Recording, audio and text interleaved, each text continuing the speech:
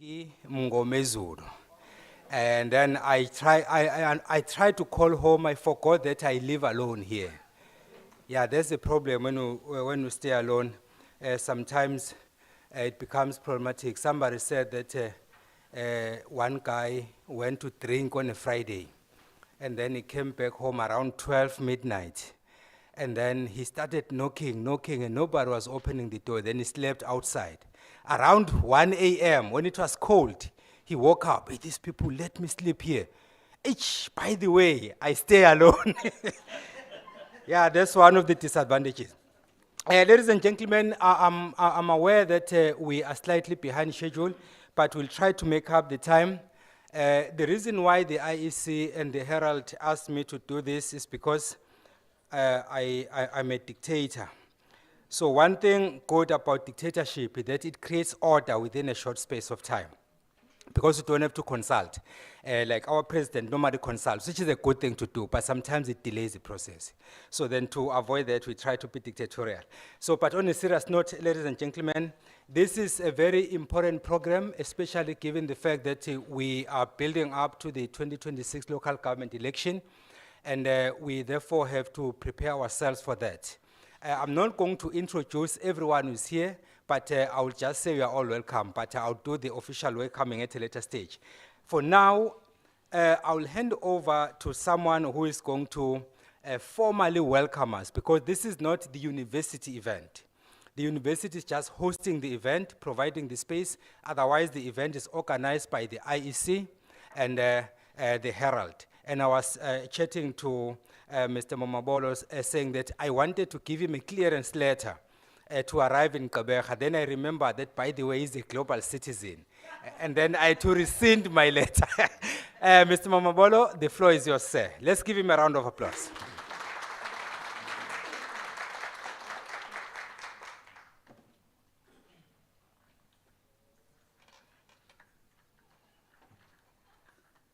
Thank you very much. I thought your borrowed name for today would have been program director. But be that as it may, let me greet everybody here today, especially our esteemed panel members who have taken their time to share with us some thoughts about the subject that brings us together here. First of all, Ms. Mbali Ntuli Sisabonga, thank you very much. Professor William Kumete, Prof, welcome. And Ms. Nomazi Mankosi from the Herald, thank you and welcome. To members of the Provincial Party Liaison Committee, some of you I can see there at the back, some on this side, all of you are welcome. Then we have our sister Constitutional 9 representatives, Commissioner van der Merwe, I'm not sure if she's here, not yet, but they intend to be part of the discussions. And the provincial manager from the Office of the Public Protector, they too are here. There's also the staff of the provincial legislature, the Eastern Cape Provincial Legislature. We all welcome you. The Herald is our partner in this series of thought leadership seminars. It's not the first time we're partnering with them, so they're a very trusted and reliable partner, and we really cherish the partnership we have with them. Thank you very much.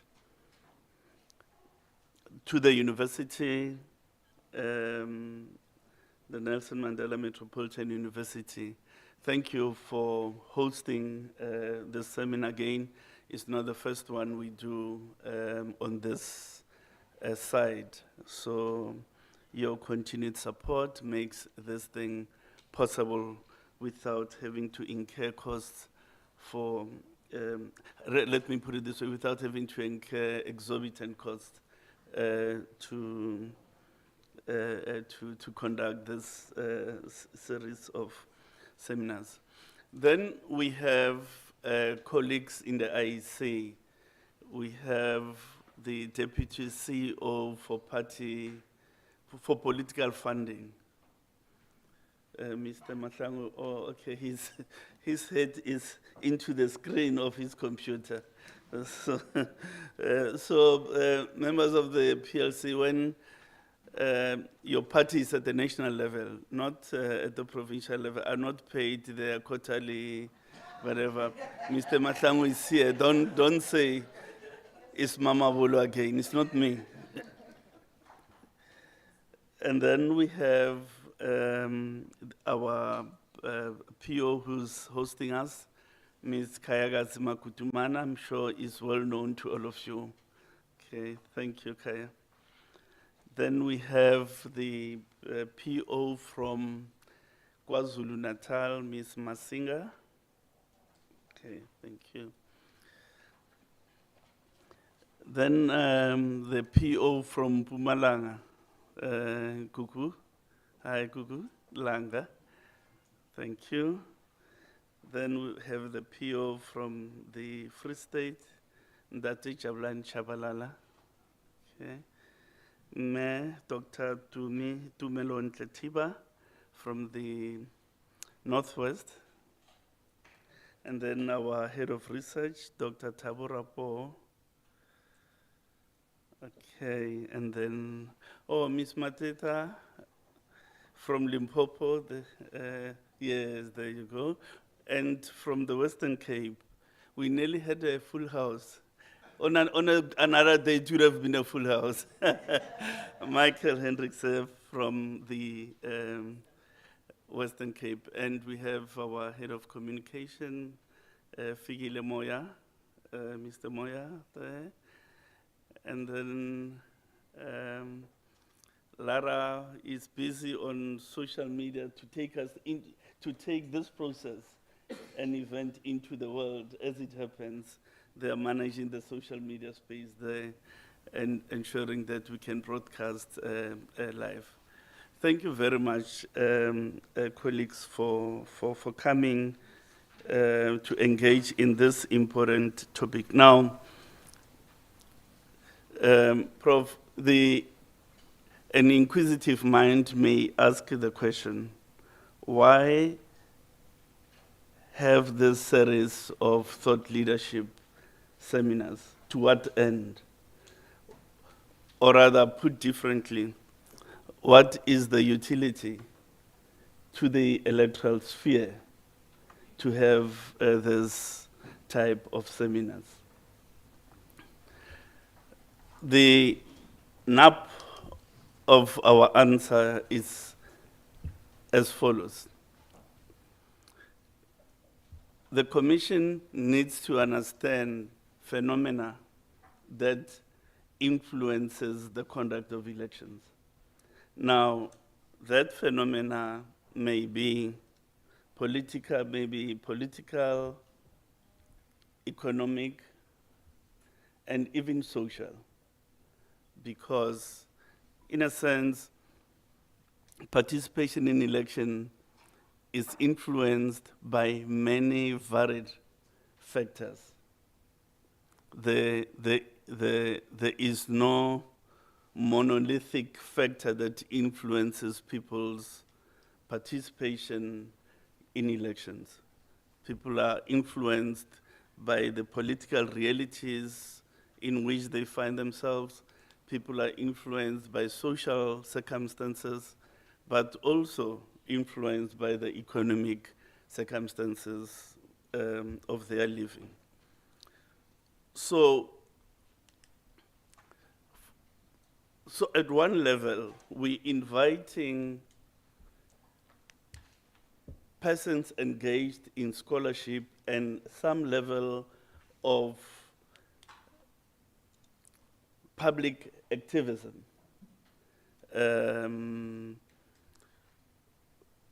Without the petulant notion of political commentary,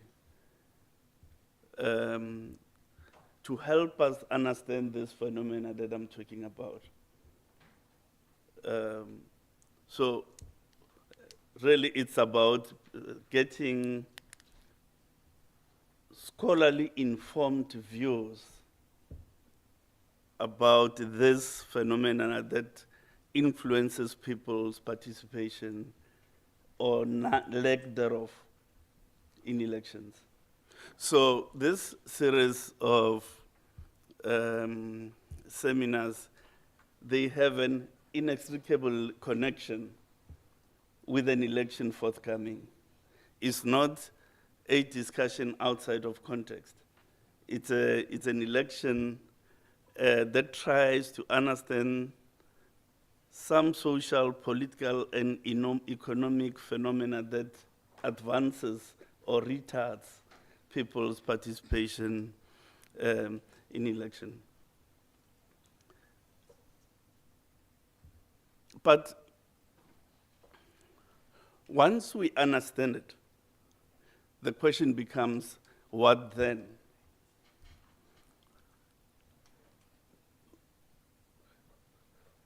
We do so in order to either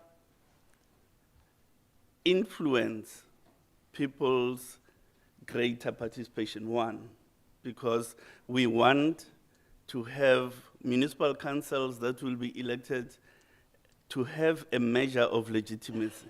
So we want increased participation. That's the first obvious result. We want to understand this phenomena. Secondly, to ensure that we can better configure our electoral service to the population, to enrich it, to make it better, to make it more efficient. So we do these things with those two objectives set out. On the one hand, to try to improve voter turnout, but if not, then to improve the quality of our public offering to the citizenry of the country. So it's not inviting scholars to explicate the topics that are at hand. It's intended ultimately to improve the quality of service that we're offering people on the one hand, and to improve voter turnout on the other hand. So both those things taken together, they are trying to enrich people's constitutional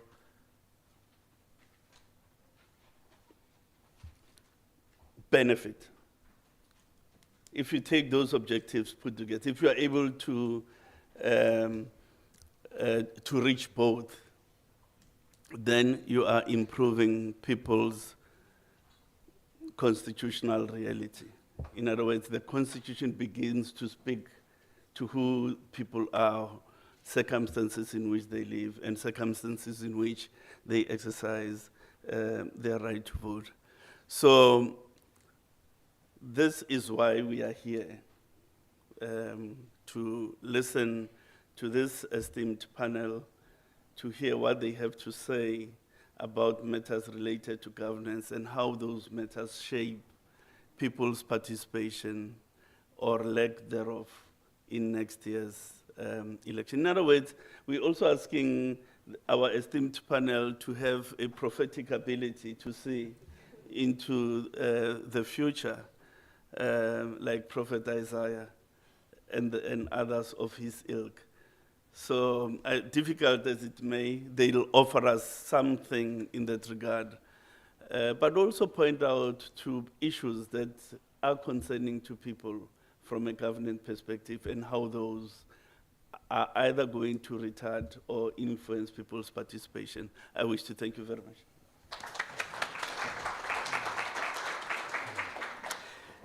Thank you very much, Mr. Mamabolo. And colleagues, I think you have heard from Mr. Mamabolo that we are now changing my makeup name from Peggy to being program director.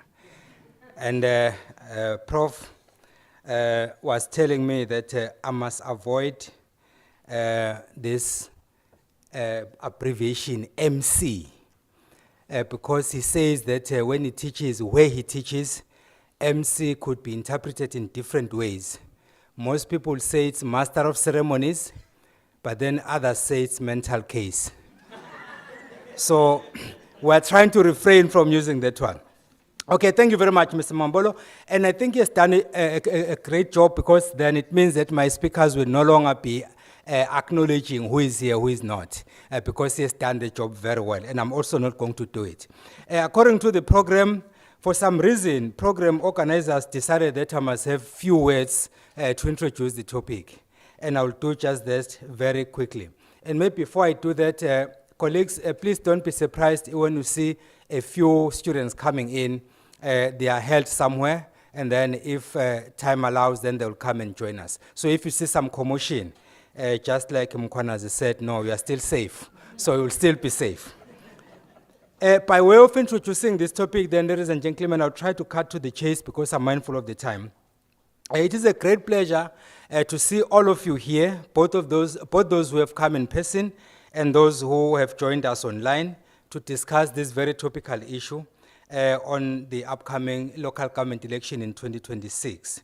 Then, of course, the theme for today is governance matters, shaping our future towards local government election 2026.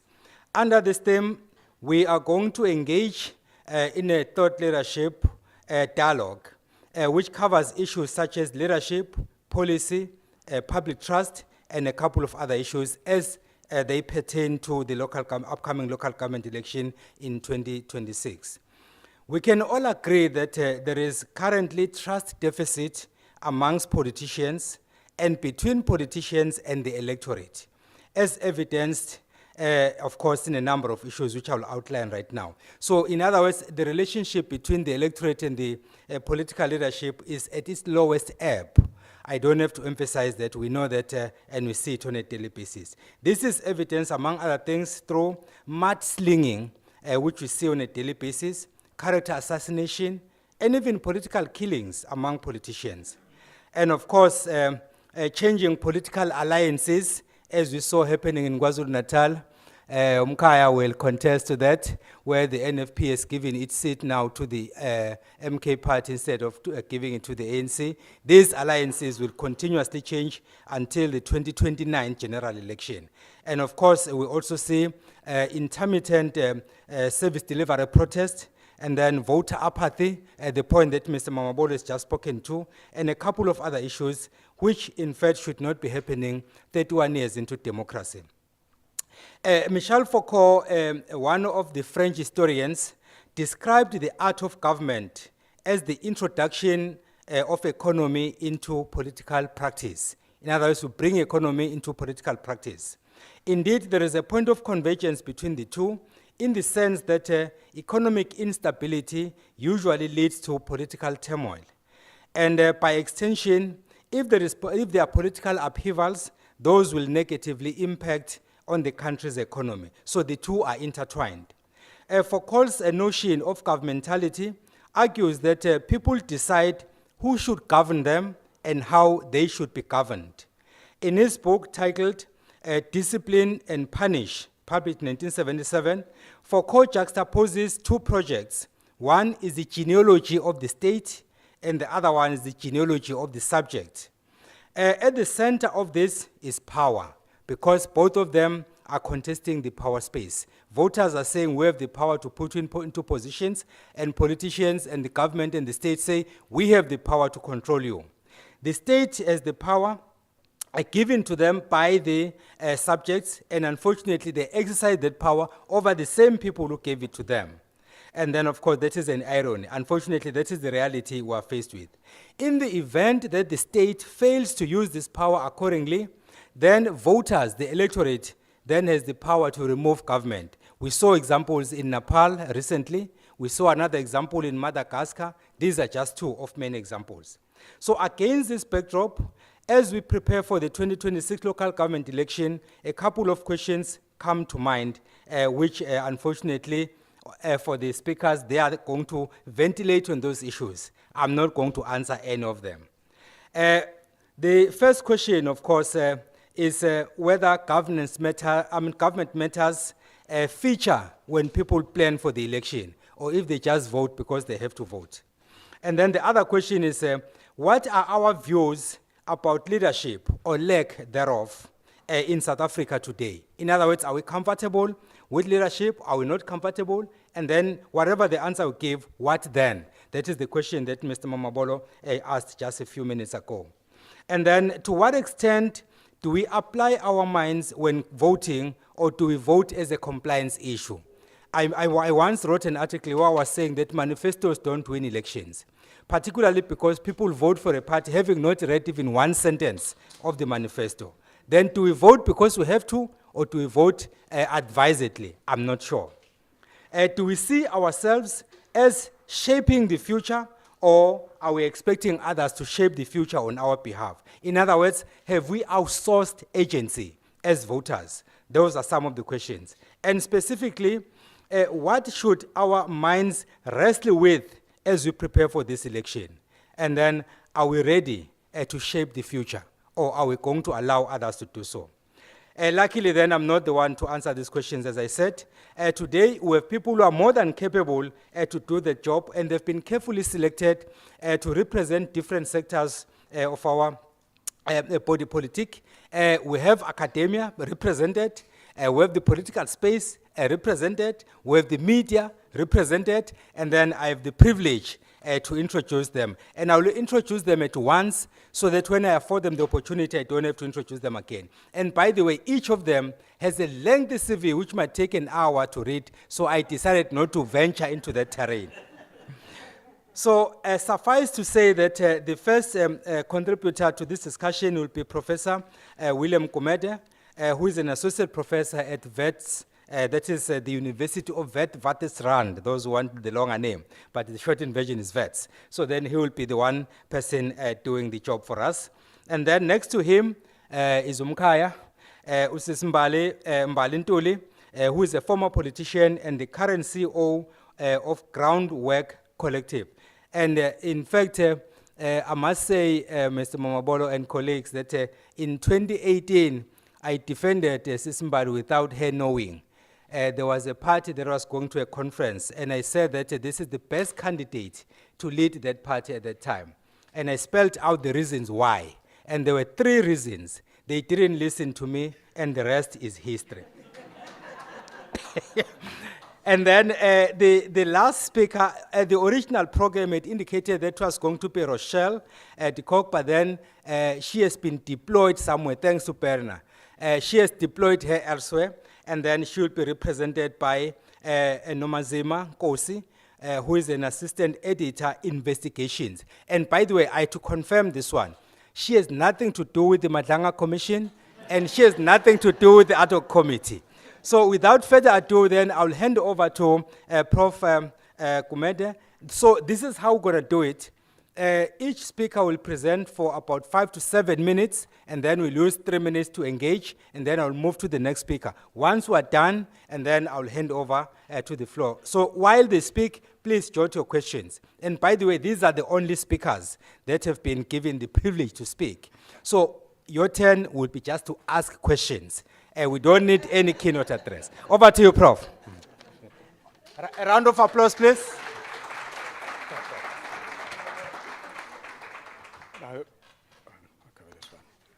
Thank you for inviting me, and thank you for coming. We've got 5 minutes. I think I'll just start off talk about coalition, because we are in an era of coalitions. It's very unlikely, I think, that we will ever get a dominant party, perhaps not in our lifetime, like the ANC before. So we're in a coalition era.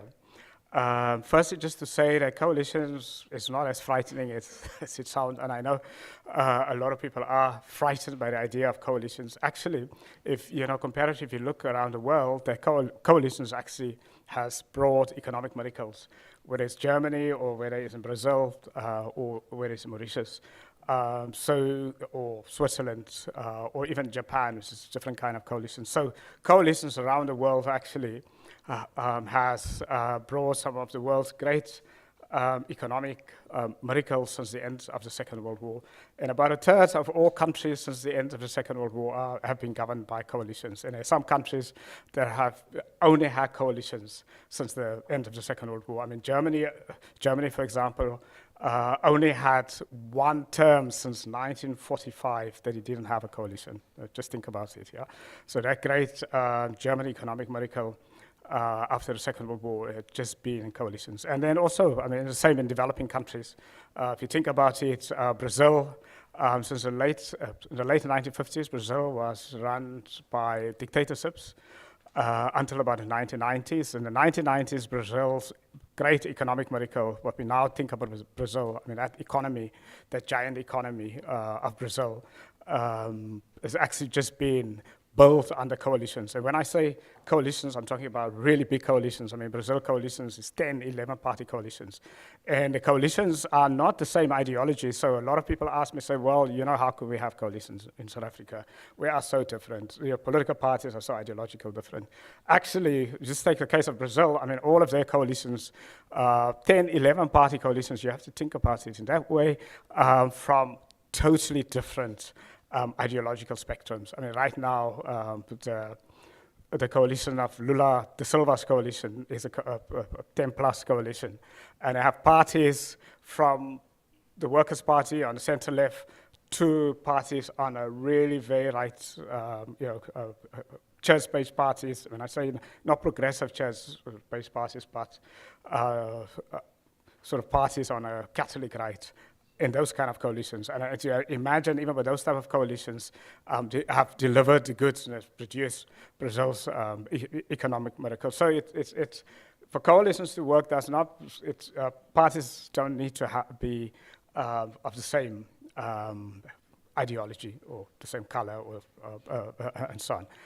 Even in the African context, if you think about it, I mean, the first African country became independent in 1847. That was Liberia. There's about 54 African countries, and obviously it's been absolutely under 200 years, total disaster, almost total disaster from an African country point of view.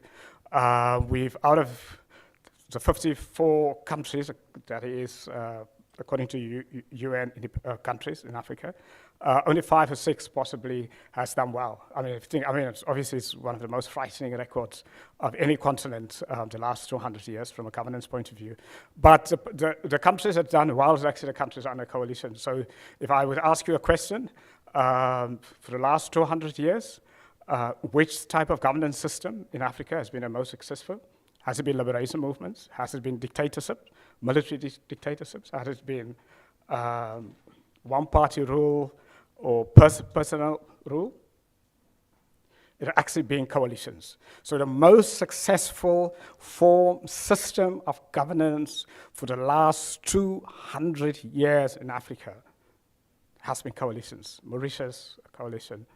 Or the early years, the first 10 years in Botswana was actually a GNU, acquired GNU immediately after their independence.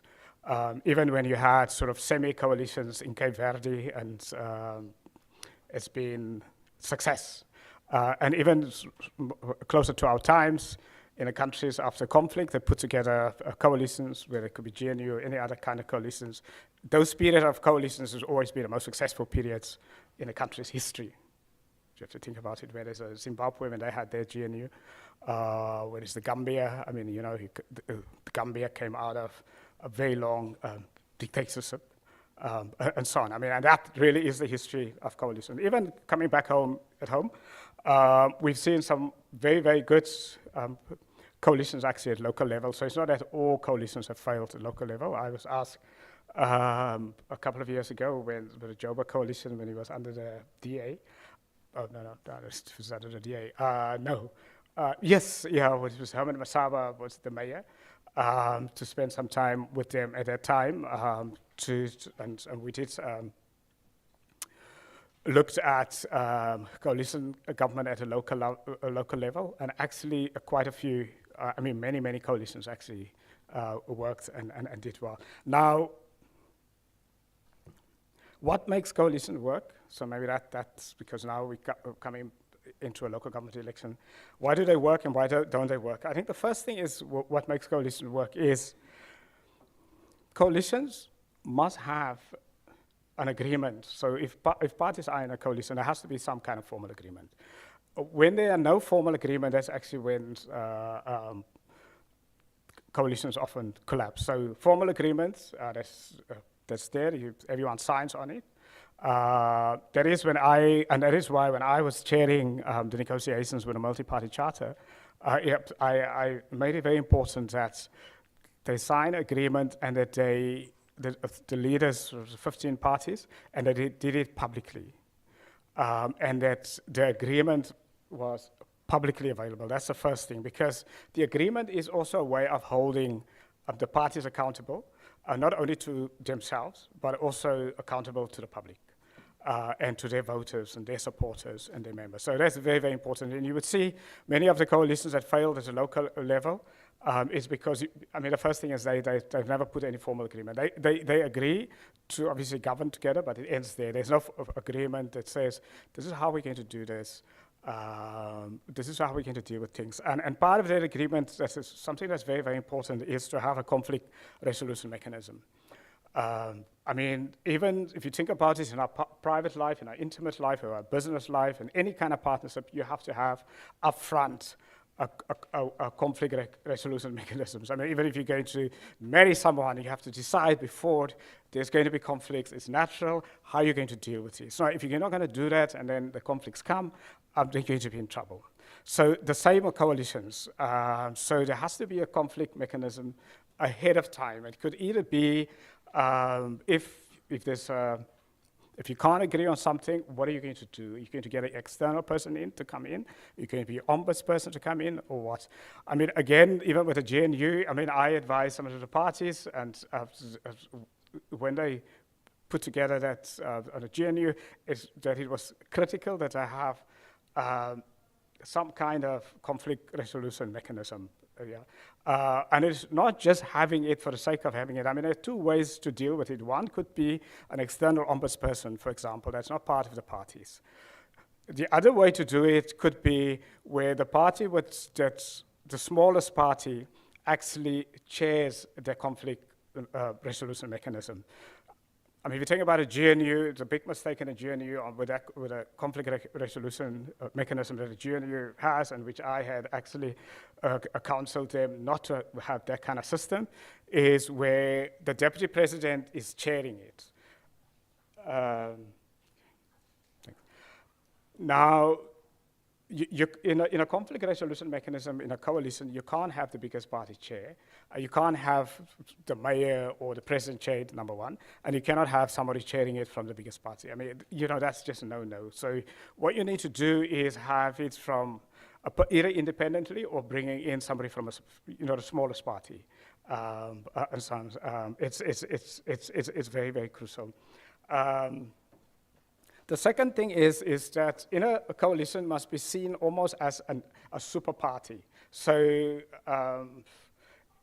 one has to imagine a coalition is almost like a party on its own, by itself. So it's a super party, meaning that the leaders must meet regular, say every 2 weeks, every 3 weeks or so, to discuss issues outside the formal governance. So it must be viewed as a party. What I did, again, with a multi-party, when I chaired those negotiations as the independent chairperson, I had structured it that the leaders would meet every second week. It's a set meeting.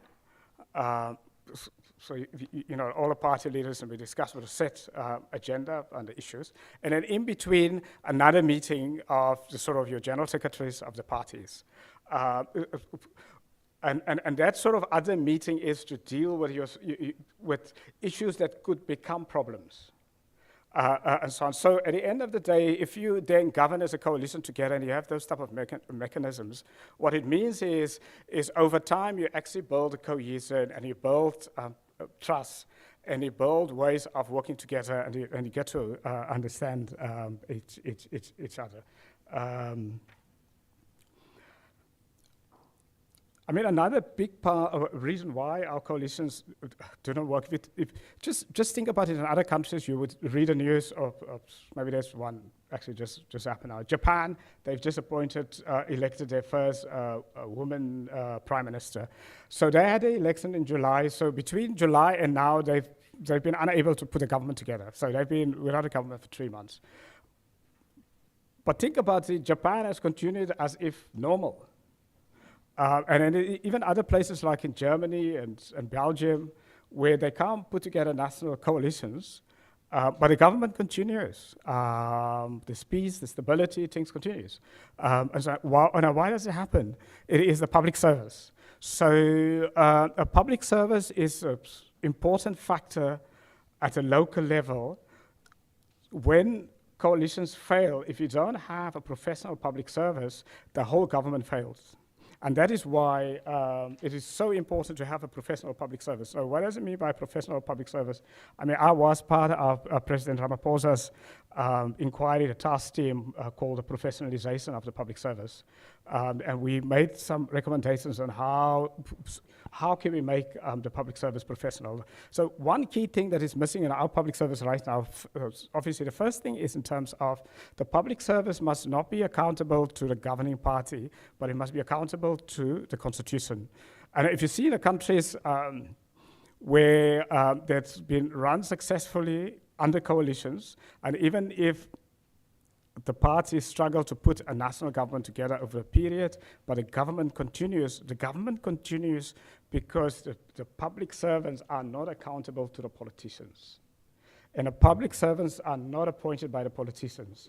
So the public servants are accountable to their set of constitutional values, the obligation to the constitution, and not to the governing parties. And that's a very, very key thing that what we need to do.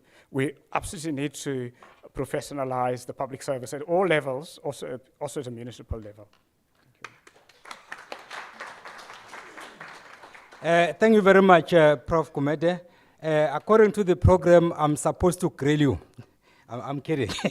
I'm supposed to engage you, but I'm mindful of the time, so I'll just ask one two-pronged question, and then you can help us understand it. You have spoken a lot about coalition, so the question then becomes, are we as South Africa ready for coalition government? And then if so, what type of a coalition would you recommend? Please test that one. Okay. Can you hear me? Yeah. I mean, unfortunately, in politics, sadly, politics get to you whether you're ready or not. I mean, it is just, it's like everything in life. Things happen if you're not ready. I think because it's a fait accompli that we will have coalitions. Mm-hmm. Now then, what we need to do is, can we structure, can we put rules for coalitions? I was part, again, I co-chaired in 2024, co-chaired on behalf of government the proposals that is now going through Parliament on whether we should put together a coalition law. It was under the auspices of Salga, and I was the co-chair of it. And I mean, I wish it had gone through Parliament when the ANC was the majority, because we did recommend it. We had 3 months ahead of the 2024 elections, which we gave the recommendations, but unfortunately, the then majority government didn't take it to Parliament. So one of the things that we could do, for example, we could say, look, if you're in a coalition, if you sign the agreement in a coalition and it's a binding agreement, that agreement has a legal status. If a party leaves there for superficial reasons, the coalition goes on. I mean, that's, for example, one way to guarantee that coalition stays stable. The second one is to say, look, instead of having every party in a coalition, the parties must have a certain, let's call it a certain amount of votes, maybe a 1% or let's say 5%. In some countries, for example, like in Turkey and those sort of countries, they have a limit. For a party to be part of a coalition, the party must have a certain amount of votes in order to prevent too many small parties in a coalition. So those are type of things that one can think through. The second one is to empower the public service. Let's say at a local level. At a local level, often what happens, say a coalition, say the players struggle to put a coalition together, and now we have to have consistency of governance. We don't want the government to collapse. To empower, for example, the city manager or so on, to have the power to run the government, to put the budget and everything together so that the local government does not collapse while it is put together. Thank you very much. A round of applause, please. Okay. Yeah, Prof confirmed to me that during break time, we will discuss whether we have a GNU in South Africa or not. He said he'll explain it to me because I have a different explanation. Okay, without further ado, I'll hand over to Ms. Mbalintuli to take us through a presentation. Over to you, madam. Thank you so much. A round of applause, please. Is this working? Okay, great. Thank you. I'm going to get to the questions that Mr. Mamabolo asked and yourself, Prof, but I want to first dissuade us of this notion that when we speak about governance matters or shaping our future towards the LGE, that all of us agree on what democracy is. Because I think there's an assumption, particularly with people in these kinds of rooms, that we all agree that democracy is working and that democracy is something that the South African populace wants. And if we don't go back to basics about figuring out whether the democracy we think was fought for 30 years ago is a democracy that people are experiencing now, I think we're going to have these conversations, but we're going to miss the point that maybe the way that things are structured right now is not how people on the ground feel they should be. And this is not just me speaking. Afrobarometer just released one of their surveys a week ago, and it's similar to their survey that they released in 2022. And I'm just going to tell you 3 of the things that for me stood out in that survey. Fewer than half of South African citizens say that democracy is our best form of governance. So less than half of the people that were surveyed across the country no longer believe that democracy is really worth it. And I think that this is borne out by the fact that we see that year on year we've been losing turnout and people's participations. The second is that 7 in 10 are dissatisfied with democracy in all forms across the board, particularly though with service delivery. And then I suppose the most troubling one for me is that from 2022 to 2025, the support has doubled from sort of 15 to almost 29% of people that would actually forego democratic elections and would rather have a form of authoritarian rule or military rule or somebody that could guarantee that they would have safety and a job as opposed to needing elections. Now, we might all be like, oh, that's so bad, we're only 30 years into democracy.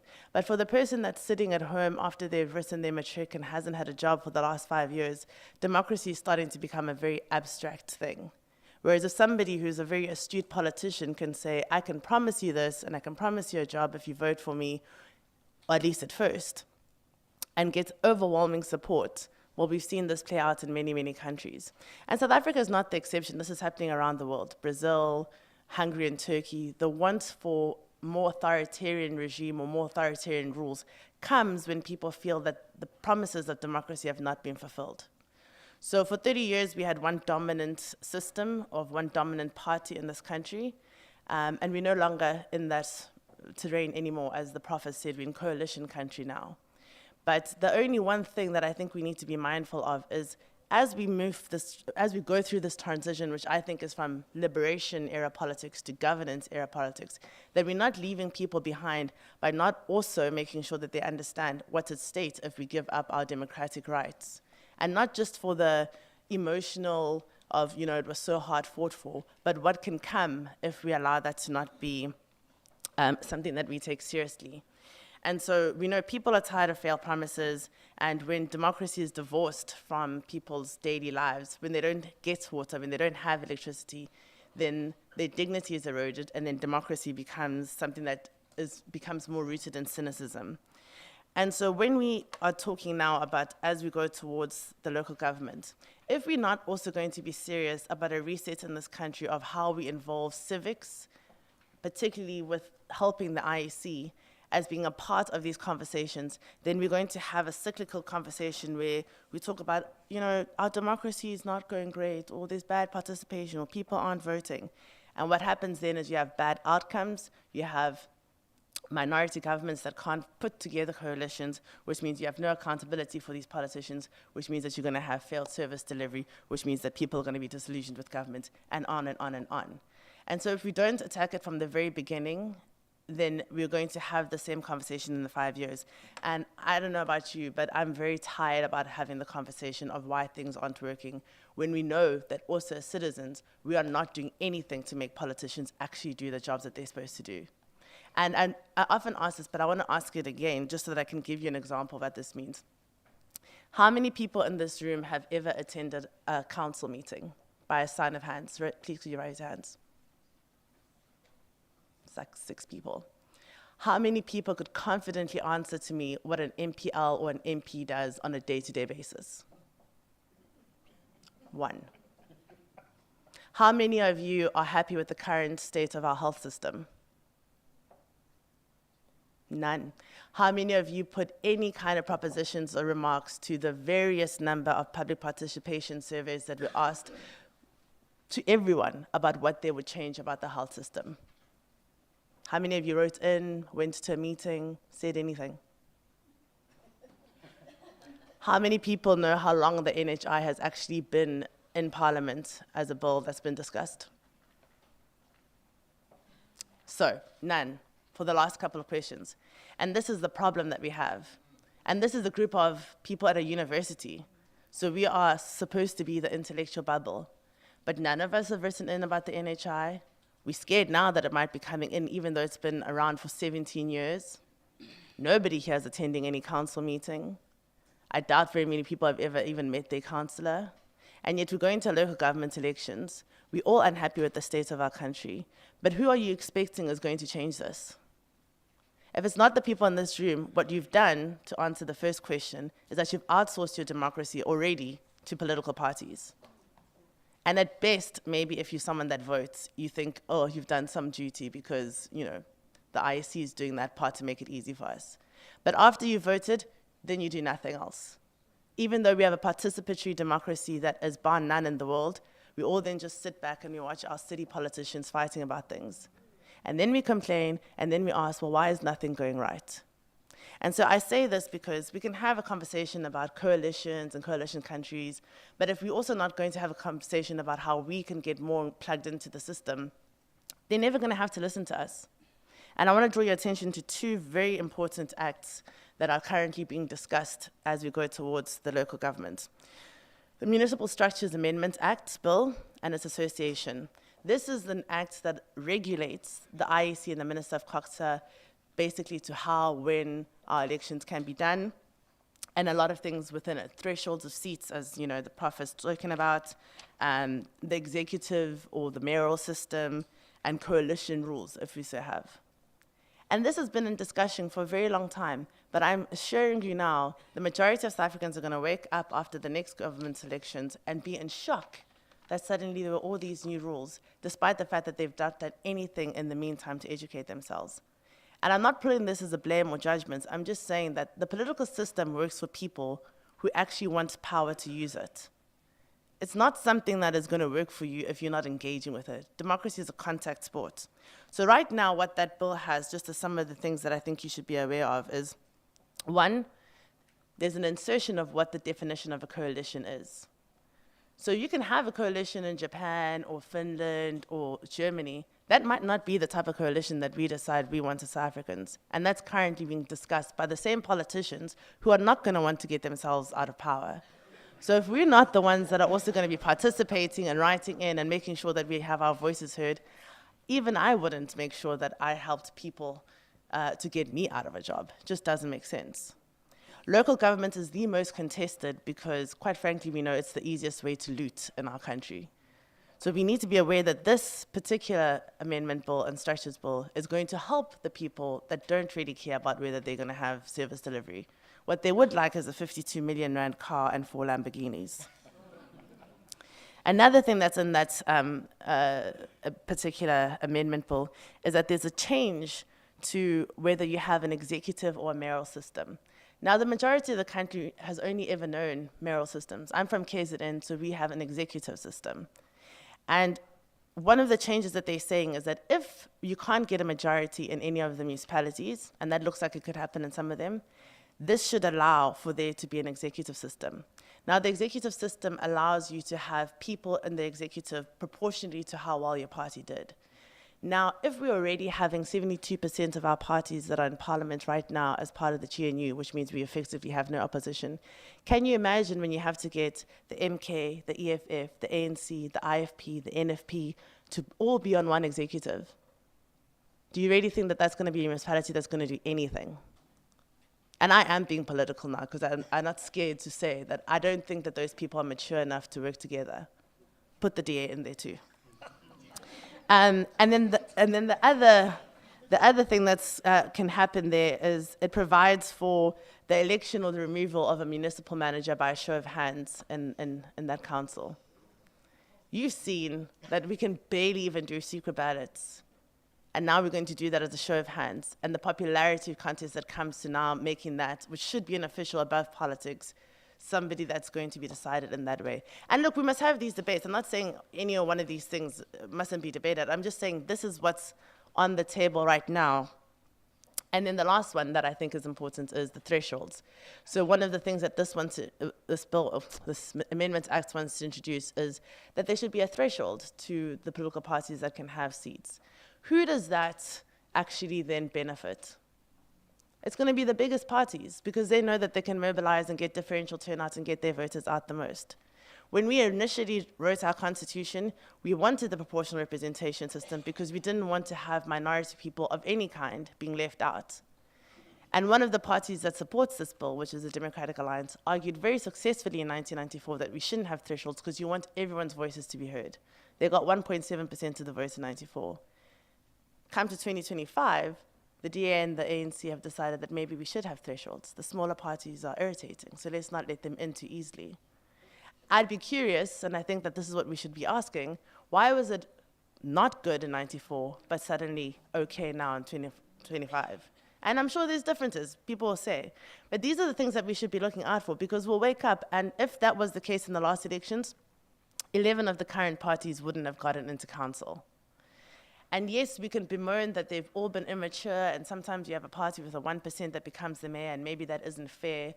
But would you not prefer that we were a country that was able to have some of these conversations, politically grappling with them, rather than over-legislating? Because then you get to issues like we had earlier this year, which was the budget.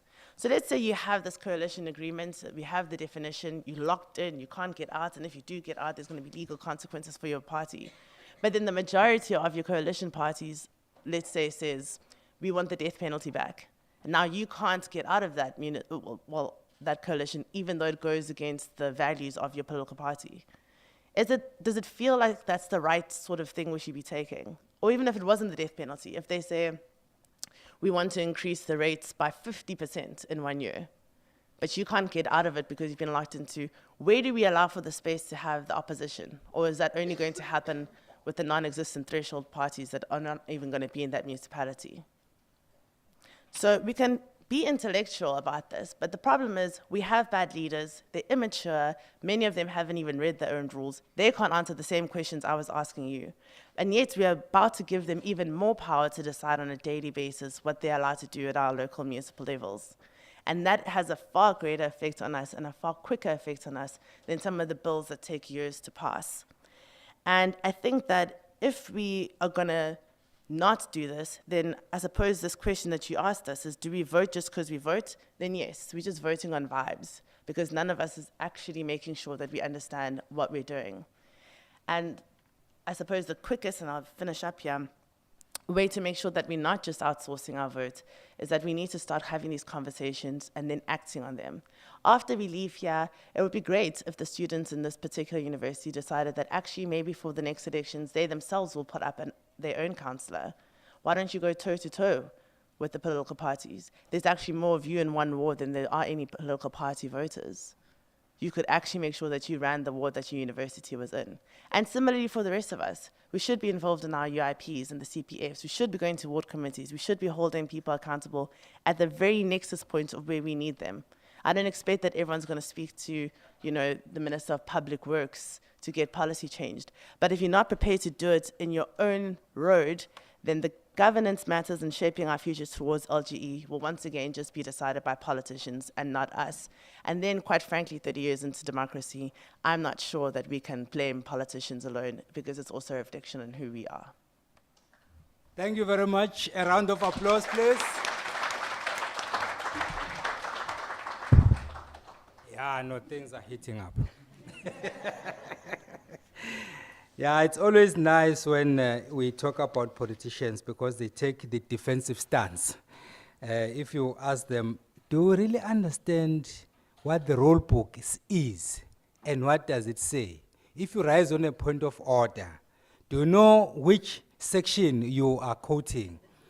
And is it okay to rise on a point of order even before the agenda is tabled? Those are the kinds of questions.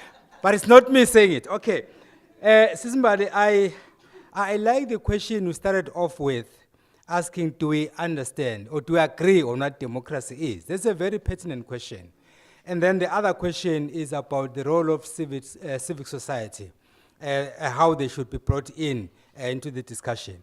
Now, given that background, I will ask a two-pronged question again. I've already set the stage with the prof. Who should define democracy for us? And then secondly, if we talk about mobilizing the citizenry, whose responsibility is it to do that?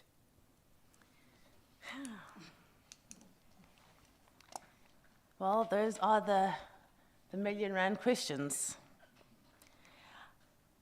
I mean, I'm not entirely sure who should be mobilizing anyone aside from ourselves. Like I say, power is taken. It's not something that's given freely.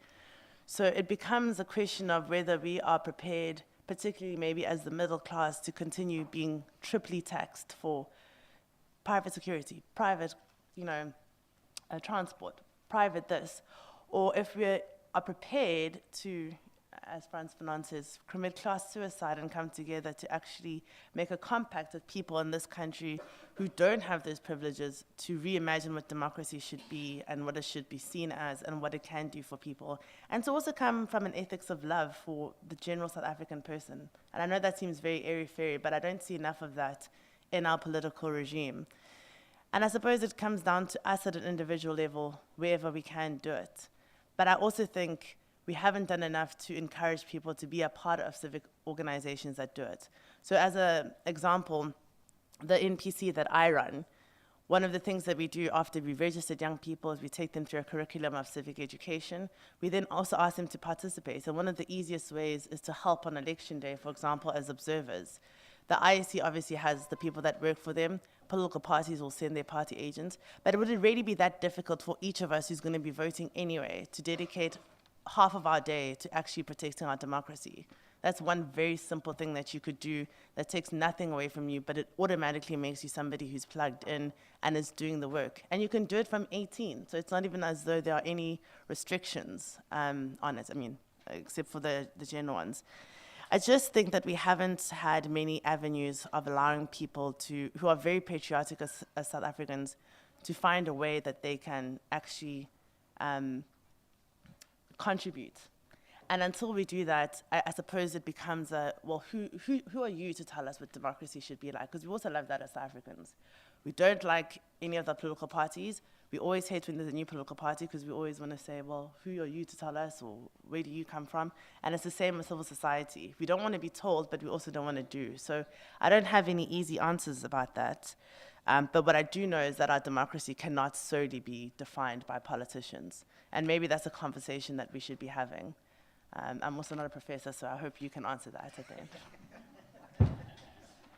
Thank you very much. A round of applause, please. Okay, so the long and short of it, we are all responsible. Okay, Mbadi is saying that it starts with me. We normally say charity begins at home, and then we forget, but it should not end there.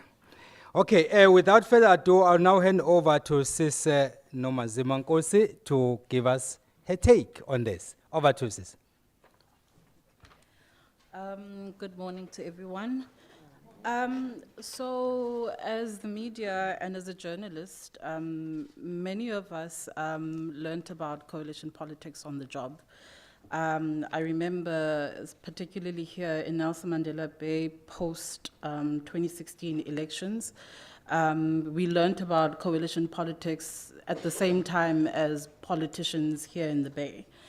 And we took from a very early onset not to take for granted that our readers and viewers don't actually know the makeup of the coalition government in the city, particularly the importance of seat allocations.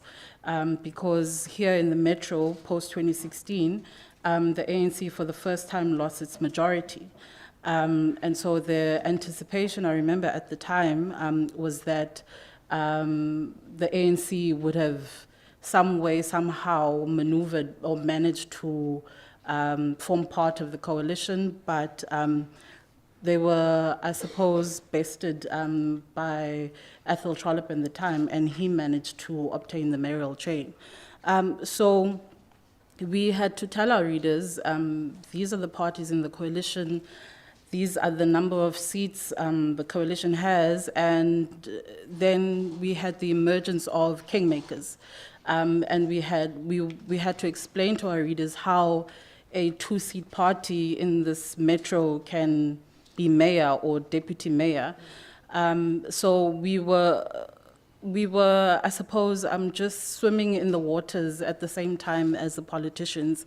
And then we had to tell our readers why this is important, and we had to essentially, at the time, it was very difficult for some of the parties, I suppose, to wear the cap of opposition hat, and that's when we had the emergence of motions of no confidence. I remember at the time, I think there were 4 or 5 attempts to unseat the DA at the time, and eventually it worked out.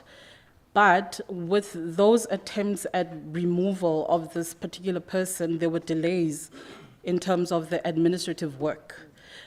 Because then you had a situation where the municipality wasn't able to appoint senior managers. You had a situation where, at the time, because the focus was so much more on politics, the administrative work wasn't happening, and you had a situation where the metro is still in a coalition right now, and the city had, I think, about 11 or 10 consecutive qualified audit outcomes with findings. What does that mean for the resident? So as newspapers, we have to have that ability to tell our readers, when this aspect of governance doesn't work, this is then the consequence of it. And particularly when the ANC was able to unseat the DA, they came into power, and they were in somewhat of an alliance with the DA. And I remember because now parties are trying to stay in power, we have to concede on maybe some of our other policies. And one of those, I particularly remember, it was a council meeting. There was a motion that was brought by the ANC, Councillor Bing Hai. There was a motion that was brought by the ANC. And this motion was, before any official in the municipality can go and evict a land invader, every time you want to do that, you must convene a council meeting for council to resolve, okay, official from human settlements, go to court and seek a court application. And I remember at the time, Ngababanga's words were, you are turning our townships into slums. And there was a whole, I suppose, political backlash. You're speaking to the gallery or pandering to the gallery. But the reality of that is, that was 2018. Fast forward to 2025. There has been such an influx of informal settlements in the metro that on two critical roads, the R75 and the M19, because those structures were allowed to be erected. People built shacks. What comes after that? You need water, you need electricity. The municipality doesn't have the budget for that. So what happens? People block roads. Now, those are very critical roads to this metro because those are industrial roads. Those are where the trucks going to VW, the Kucha, SEZ, when that happens, they're unable to move, and the economy of the city stops. And that is a direct consequence of that council decision that was taken in 2016, not 2016, 2018. So as the media, that is our role. We must then inform our readers, and we must bring it back to politicians that no, this didn't happen by chance. It was because you were pandering to your political partner, and as a result, now things are standing still. And I remember, not too long ago, the mayor then told those particular people that, the residents, that when you're unhappy with the municipality, don't block roads. Come to us, the people who have signing power. Because now, when VW is complaining to the city, then that's when they feel the heat. That, oh, okay, because VW is one of the, I think, the second largest employer in the city.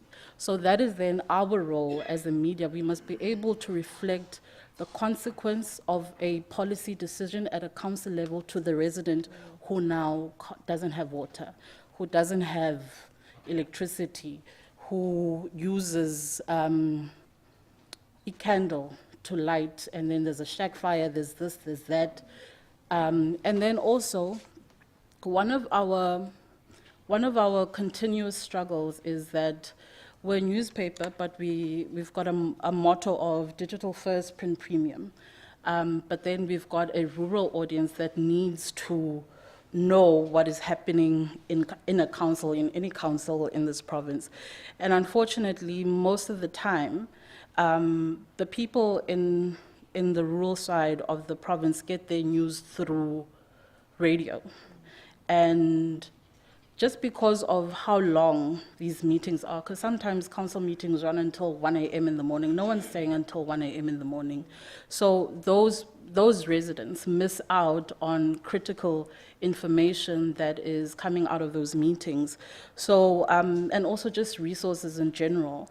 So ours is to also try and be more on the ground, because not everyone is on Twitter, not everyone is on Facebook. They need simpler language. So those are some of the aspects that we can also improve on. And then just in terms of, also people don't attend IDP meetings.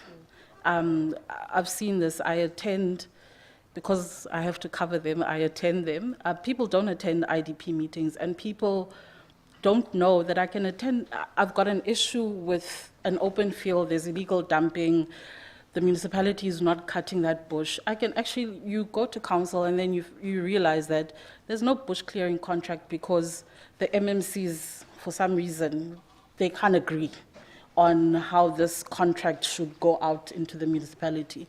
I mean, we've had a situation here in the metro where we were in a drought, but the city turned away grant funding because for some or other reason you can't agree on the scope of the work, or maybe who should get the contract, things like that. And this was a city in a drought, and you were turning away grant funding or drought funding. And then aside from that, the appointment of senior managers.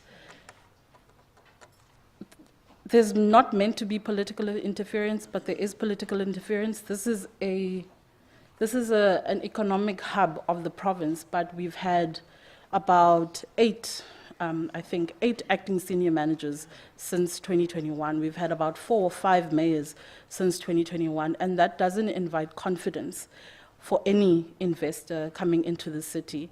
And so as a media, aside from, I suppose, sitting in council and just writing what politicians say, we must be able to tell our readers exactly what is happening in council, even if politicians don't like it. But we just need to be able to reflect honestly what is happening in the city. And I think,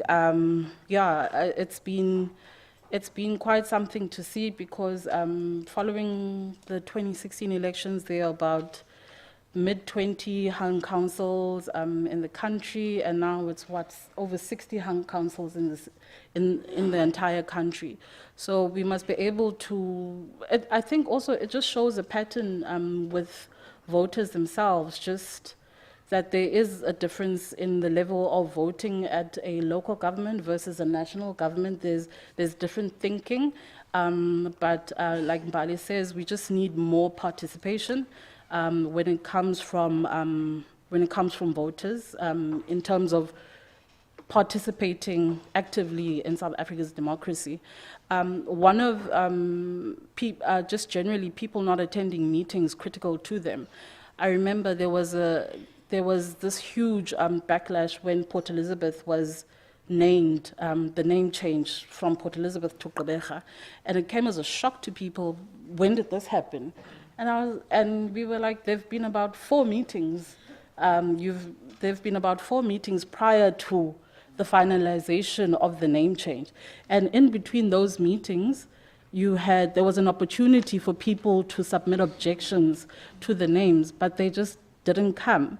And you are just sitting and, I suppose, outsourcing your responsibility to politicians. And when the change comes, you're caught off guard. But it's just a simple case of paying attention to what's happening, and then just participating, head out to every meeting, raise your hand, ask for a high mast light to be installed in your ward, bush clearing to be done, just simple things. I think generally people at a local government level, they want working street lights, they want security, they want roads without potholes, they want their rubbish collected every week. It's just basics. Thank you. Round of applause, please. Thank you very much, Sis Noma. You know, as we were speaking, I was reminded of my early days at school. I won't say what time it was. I was told that in the context of what Simbal was also saying, that democracy is majority rule, until I saw what is happening in the UN Security Council. You know that the entire globe is run by 5 countries. The entire globe. Africa, with all the big numbers, were not there. And then on top of that, each of the 5 countries has a veto power. And then if 4 countries agree on a motion or a resolution, 1 country disagrees, no resolution will happen. And these are the same people, by the way, who are teaching us about democracy. So it means we have a long way to go. But that aside, Sis Noma, there is a point you made, which made me thinking. You have a party with 2 seats, and then it gets a mayoral position or a deputy mayoral position. Now, if that happens, in your view, is that democratic? That's the first question. It's a sabotage here. Yeah, then the second one, what should politicians do to capacitate themselves so that they can serve their people better? I'm asking this question against the background that you are talking about politicians who are sitting there deciding on an issue or failing to decide on an issue without thinking about the consequences. So in that context then, what should politicians do to capacitate themselves?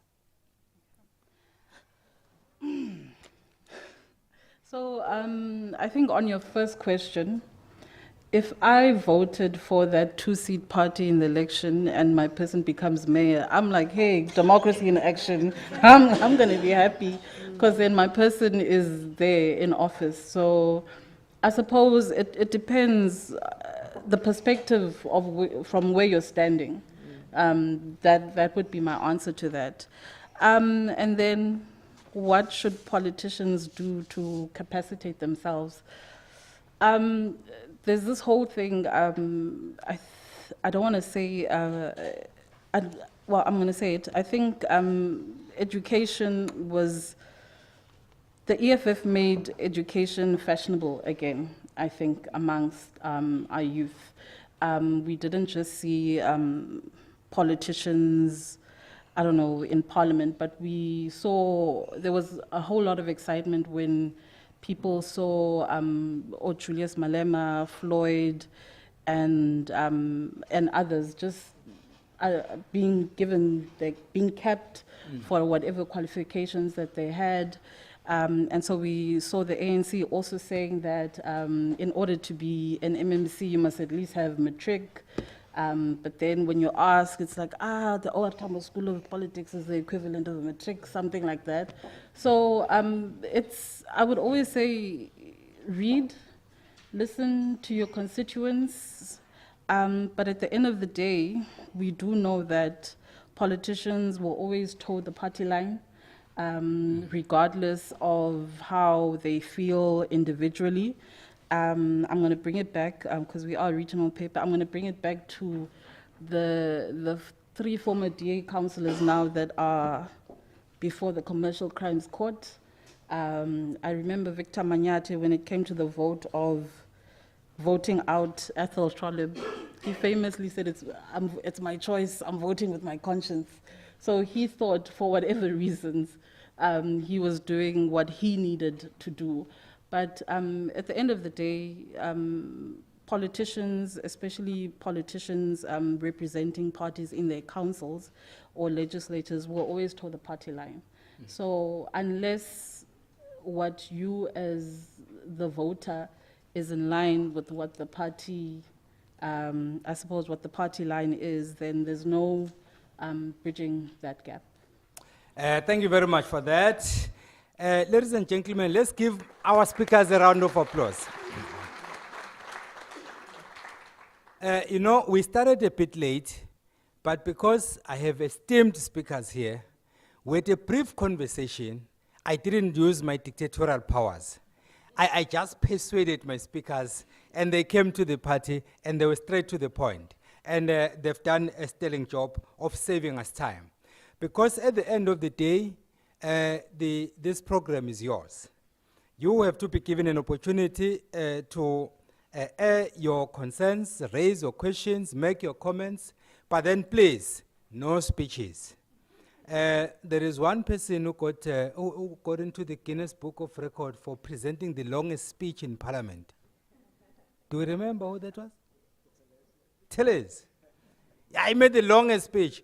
Then, of course, some people disputed, but yes, indeed, he made one of the longest speeches. He was invited in an event. He was given 2 hours. He said, no, 2 hours is too little. Give me a bit more. He spoke for 3.5 hours. I won't say which place it was.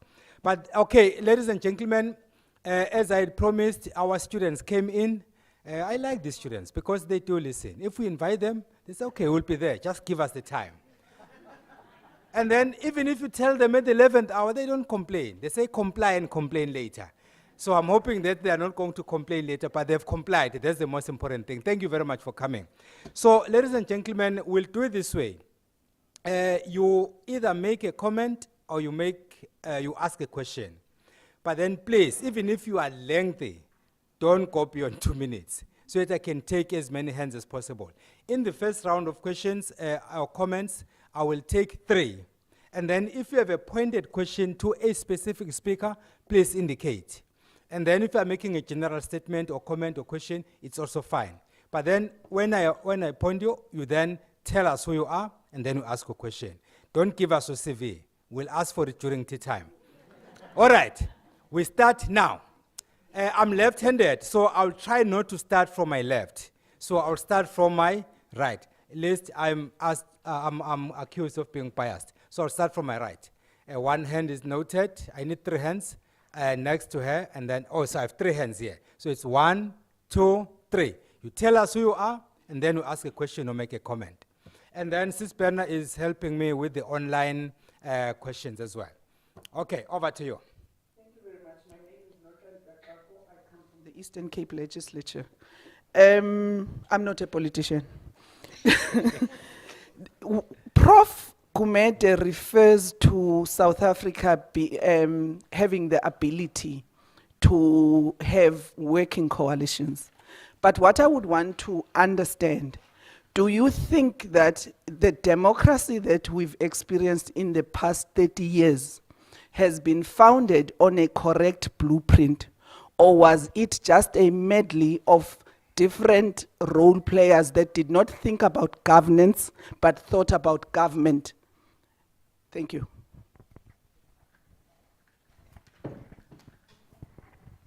Next, please. Yeah, that was a tough question. Thanks, I'm audible? Oh. Yes, can you hear? No, thanks, Program Director. I think basically my name is Mkolisi Mani, a civic organization by the name of Sanko.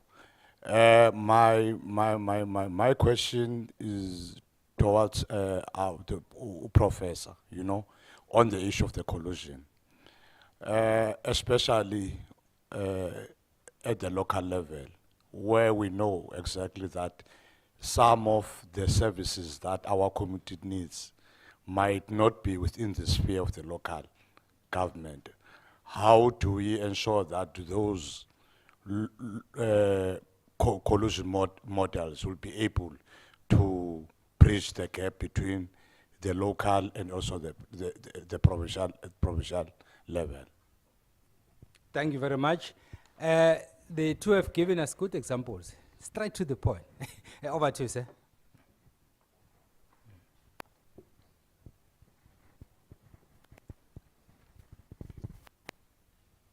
Thank you. My name is Thabo Rapo from the IEC. Questions for both Prof. Grimede and Balintuli. Is there a case to argue that coalitions are fundamentally undemocratic? I think this is just a straightforward question based on what Balintuli was saying. I think this would resonate with what we're saying based on my understanding and what Prof was saying, that coalitions are successful forms of government. So hopefully you can answer this. Is there something fundamentally undemocratic about, especially post-election coalitions? Thanks. Thank you very much. This is superb. Over to you, colleagues. You decide who starts. Let me just start with the last one. I don't think coalitions are fundamentally undemocratic. I think it's actually the voters are saying that they don't want one dominant party. And that's, we have to respect, and then we have to put a coalition together. So I think coalitions are fundamentally part of democracy. In fact, it's a very, very important part of democracy.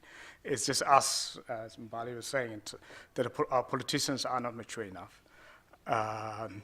Politicians, I mean, we don't have grown-up politicians, sadly. I mean, our politicians behave as if they are at university okay, not university politics, but school politics. And so on. I mean, it's also, I think Mbali, and also you gave a nice quote, is the ethics of love for citizens and for people which are actually absent. And so on. So unfortunately, we have to, people like me, I mean, I'm not in politics, but I get asked by the politicians, obviously, to think through things. We have to come up with technical solutions. Actually, most of the time, I think we don't need technical solutions. We actually just need more mature politicians. I mean, even now, this law that's going through Parliament, which I was co-chair of 2 years ago, I'm not fully convinced of the technical solutions because I think we've got other, the problem is somewhere else. The problem is voters will have to vote for better quality leaders, and that's sadly our voters, and we have to do something about it. We have to do more voter education. People vote for people not based on competence. They vote for people because struggle credentials, you look like me, my family always voted for a person like that, promises and so on. People don't vote for people at a local level, and now I'm responding to the other question also at a local level. They don't vote for people based on competence. I mean, in the past, during the apartheid era, and I'm not now endorsing the apartheid era, but at a local level, councillors were part-time.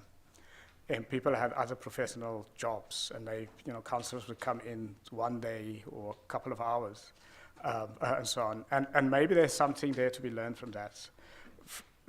Perhaps what we need at a local level, because the delivery is happening at a local level, maybe we'll need to get more professional people in to be elected at a local level. Maybe we don't need full-time councillors.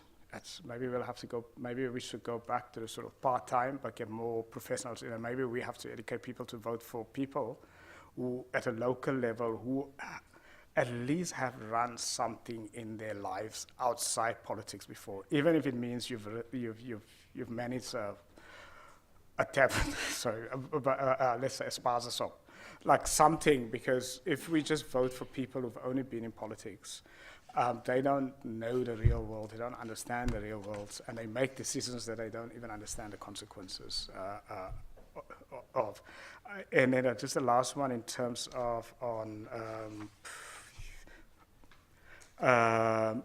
coalitions at local level, and how does at a local level a coalition deliver, given the fact that there may not be resources. Yeah. Unfortunately, the way our system is organized at a local level, we have municipalities that don't have a tax base or a resource base.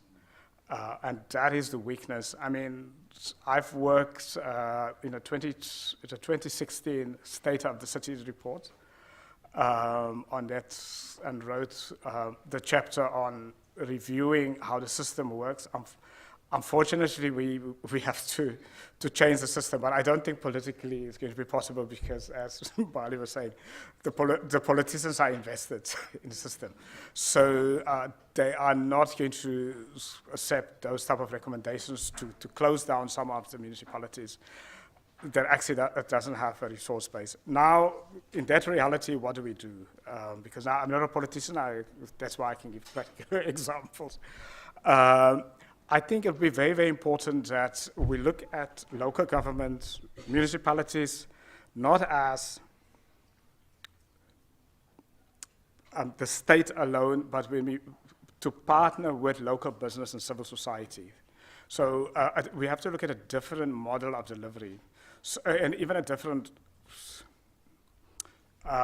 way of definition of the states. In 2009, I was asked by government to do a report on state capacity. Sadly, that report was totally rejected, and I was criticized by the ministers in public. And I try to make an argument at a time to say that maybe we're looking at the state wrongly. If we look at the state as only the politicians or the government, maybe that's the wrong way of looking at a state. But if we begin to look at a state as civil society also, business also, other institutions also, and then we say co-delivery, and we can take that down also to a municipal level to say, are there local businesses? Are there local civil society groups? Sometimes the state don't have the capacity, even the intellectual capacity, I mean, at a local level, but can we then use the local communities, local civil society, local NGOs to actually deliver, and so on. That is a very important, because in other countries, actually, that is the case, and, across different type of systems. For example, if you are in Germany at a local level, the participation, the co-governance is to such an extent that local business actually would deliver things, to the point even of local businesses would finance your local football teams and schools and things like that. And that's almost a compact, so govern in a compact level. So the problem with, unfortunately, is that politicians don't want to cede power. They don't realize if you are successful in a compact governance model, you actually will get more power, because people will continue to vote for you, because you will look good, and so on. So we have to look at a model. Even at a GNU, I mean, I put a proposal to the GNU to come up what I call a GNU Plus. So we know, I mean, I was part of the professionalization of the state inquiry, and I can just tell you they're part of the state that has collapsed. We're not going to turn it around in the next 5 years. That's the reality. So by then, what do we do in that reality? One way to deal with that is to say, if the state at the national level, partner with business and with civil society to deliver in those parts where the state has failed to such an extent that we can't turn it around very quickly, almost a GNU plus, then we can then deal with the country's problems. Unfortunately, again, I mean, there's so many ideological oppositions to the state partnering with civil society and with business. Now, when I talk that way, that's actually democracy. So I would argue that our constitution actually argues for that, maybe subtly to say, let's govern this country whether at a national level or at a local level in a compact, social compact way. The state, civil society, business, professionals, if we govern the society like that, I think it would be a very big difference. I mean, again, the great growth models, the economic miracles around the world, whether Japan is a social pact government, whether Sweden, the Scandinavian social democracy, is social pact, where the Irish miracle, if you think about Ireland, I mean, 60s, early 70s, it was a country very, very poor. But once they changed their democracy to bring in a social pact, bring in civil society and business to help co-deliver, it changed their society. Thank you. Thanks. So I was asked one question about whether coalitions are undemocratic. I think in different contexts, different countries have constitutions and democracy that plays out differently. But just in the terms of the South African context, we are a constitutional democracy which allows public representatives to be voted for and then go and speak on our behalf. The assumption is that you're voting smart people that will take in the things that you want them to take and then fight for them at whatever level. So it's not undemocratic in terms of, I think, that's inevitably where we could get. And because we have a proportional representation system back in '96, I think that was the understanding that would happen eventually. I think it's been an anomaly that we've had one party be in majority for so long. That being said, because we cede some of our power to the public representatives, you're hoping that they're going to do the right thing. But that hasn't happened. And this also goes to the point that was being said by my colleague here about parties having people that vote according to their party line. Technically, particularly at a local government election, you vote for a party on one ballot, you vote for your direct representative in your ward. So you would think that by now, 30 years on, we would have a way, particularly in political parties, of allowing that person who has been voted by Ward 3, which maybe has, I don't know, a dumping issue that isn't the same in Ward 16, to be able to take that issue and say, on behalf of Ward 3, where I have been elected directly, this is the issue. And even if their party says that's not a priority issue, they should be allowed to push that as something that they can do, because that's the whole point. Otherwise, why do we have that system? We may as well just say, whatever the party decides will be done by everyone regardless. But that's what we were supposed to do, and we haven't. Which is why I think, again, the electoral reform panel that's happening right now, which is being chaired by Advocate Zizani, gives us a perfect opportunity to put in our contributions of what we would like that system to look like.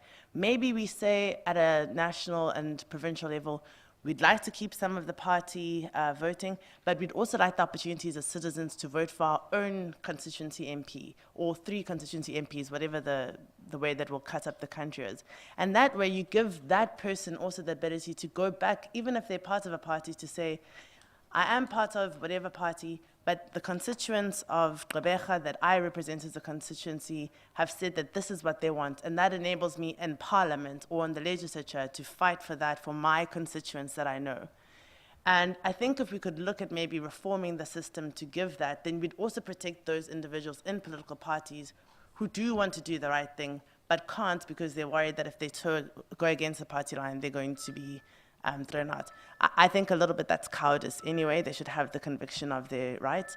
But I also can't deny that people have to think about, pensions and their children's school fees. So I'm not living in a utopia where everyone can just, do the right thing just for the sake of it.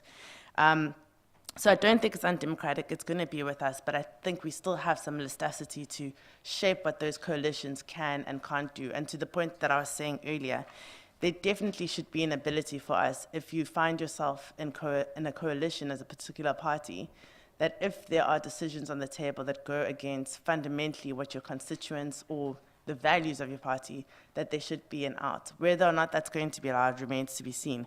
But democracy is meant to be changed and renewed again and again. That's why we have amendments. When things haven't worked for us, we've amended the Constitution. So nothing is set in stone. We can change anything we want. And by the way, any of us can approach any of the MPs to go and represent or put in a bill on our behalf. We don't have to wait for them to have the smart ideas.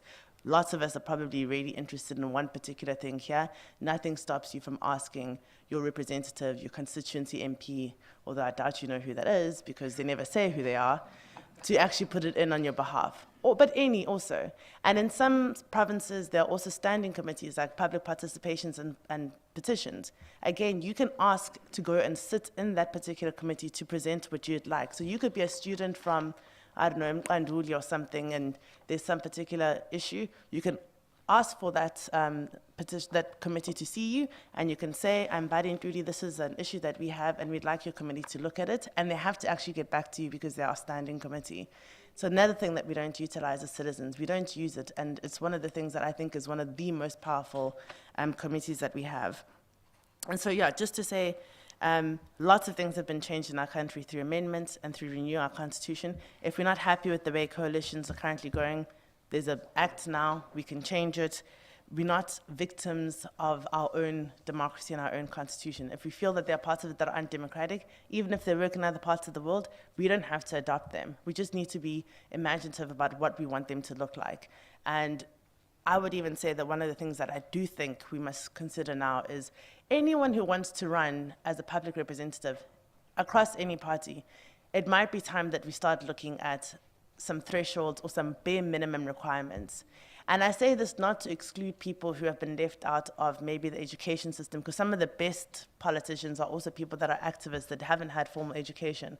But there's no denying in particular that if you're going to sit on a finance committee, at the very least you should be able to read a budget. And I can't tell you how many times, because I was a councillor and then I spent 10 years as a member of parliament, how many times I would see people opening their packs for the first time and seeing the numbers at the meeting, which is maybe okay if you can quickly read, but also how many people couldn't read what the municipality owes, what the municipality is supposed to be getting in terms of revenue, and then you can't have a conversation and you can't get to a position where you're going to vote on certain items, which is why you get these stalemates, because some people genuinely, with no judgment, actually don't know what they're looking at. And even if we say it's on a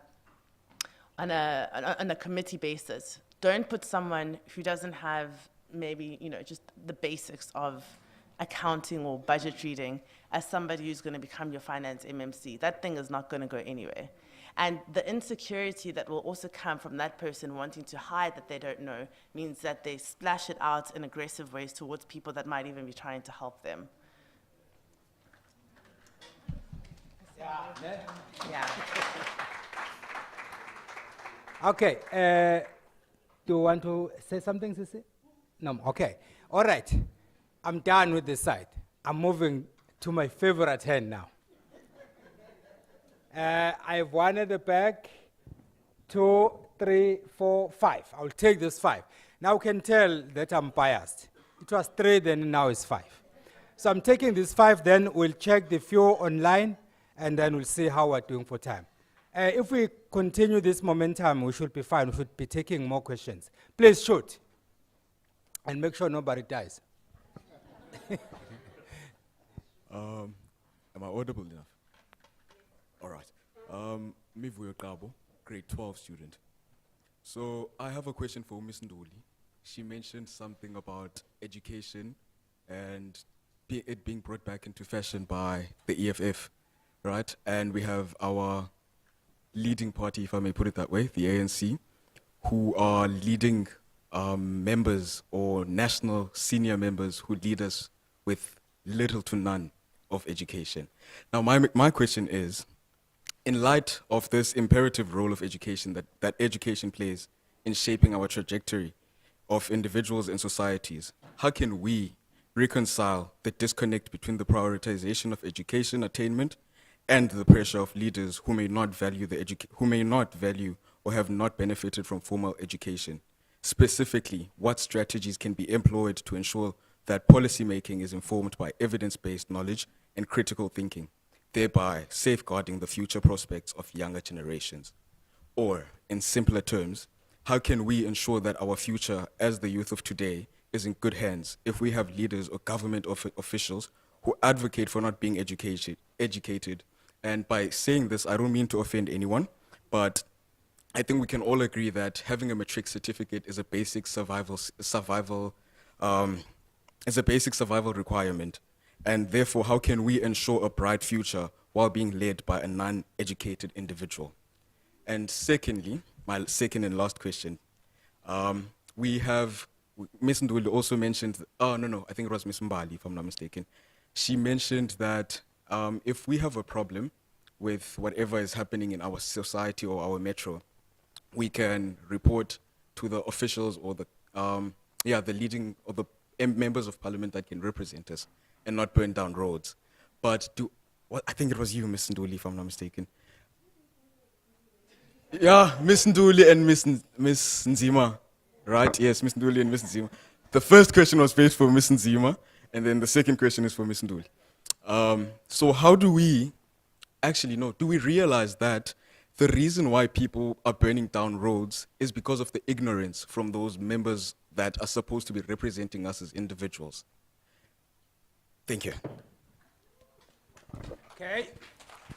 I think colleagues noted their numbers. Number 2.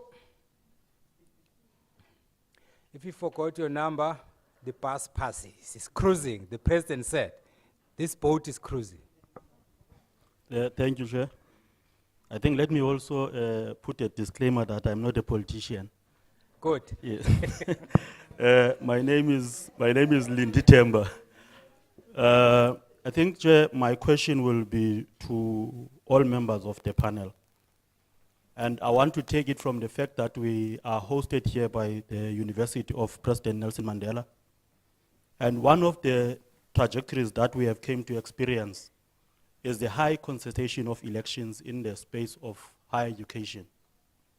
And ironically, this excitement does not seem to spill over to our elections in general.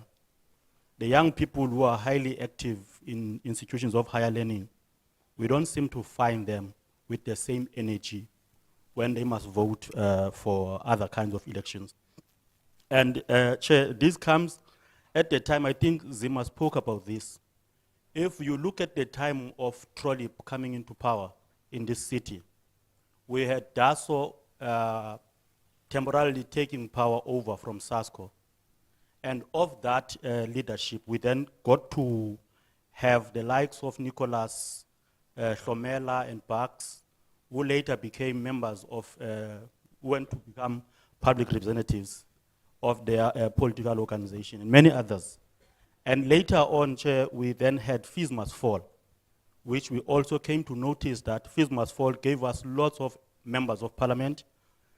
And immediately after the dying of that light of Fees Must Fall, we have also came to notice that there is a very much lull in terms of young people entering the public space, public representative space in our city. And I would want to know what could probably be the root cause of that. And also maybe taking it closer to our citizen. Last one, yes.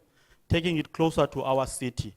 I'm not sure whether there is an act or a law that prohibits professionals who are employed either by state or by other organs of state to participate in local government as public representatives.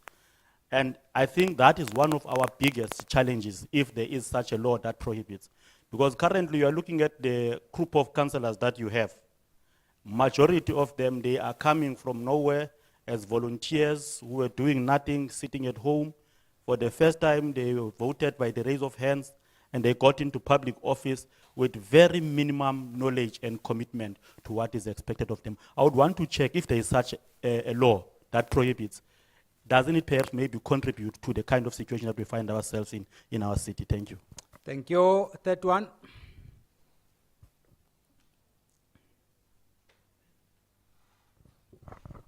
Enkosi kakhulu. Igama nguJerome wakwamdyolo from Al-Jama. I'm not a politician. The politicians are in parliament. I am a political commissar because I'm not in parliament. My question goes to the prof. Prof, what's your... Sorry, it goes to, Prof. Yes. Okay, please proceed. Prof, what's your take on coalition, where you will find out that there are two coalition partners who are having totally different policies? For an example, on the policy of NHI and on the policy of expropriation of land without compensation. How do we synchronize those two coalition partners? Thank you. Thank you very much. Number 4.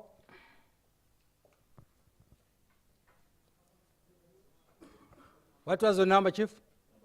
Number 5. Where's number 4? Or number 4? Umkhaya. Yeah, my name is George Matlangu from IC. My question is directed to Mbali. Mbali, you mentioned earlier on about the thresholds, which were not the problem then, and they're a problem now. I'm acutely aware that legislatures are empowered to pass the laws in our country.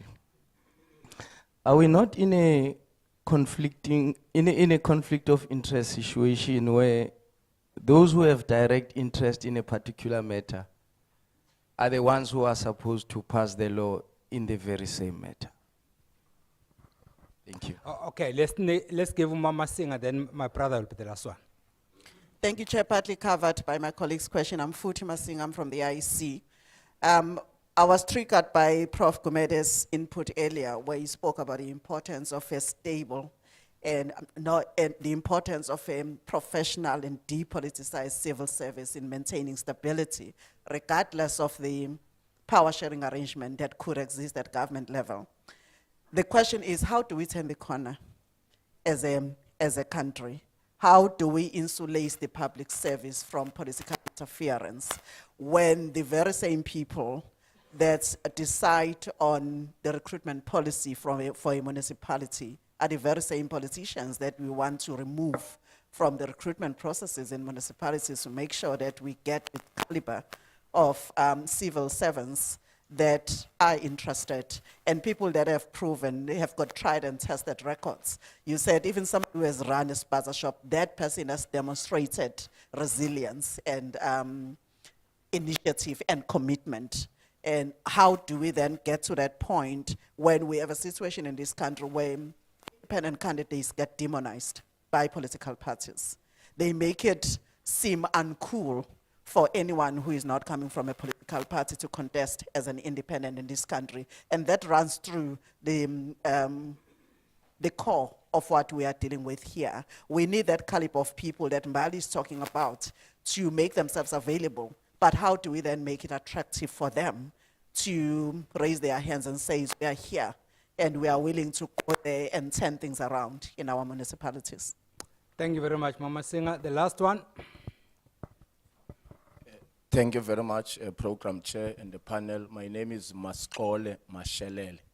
I'm the member of MPLC under Umkondo Wesizwe Party.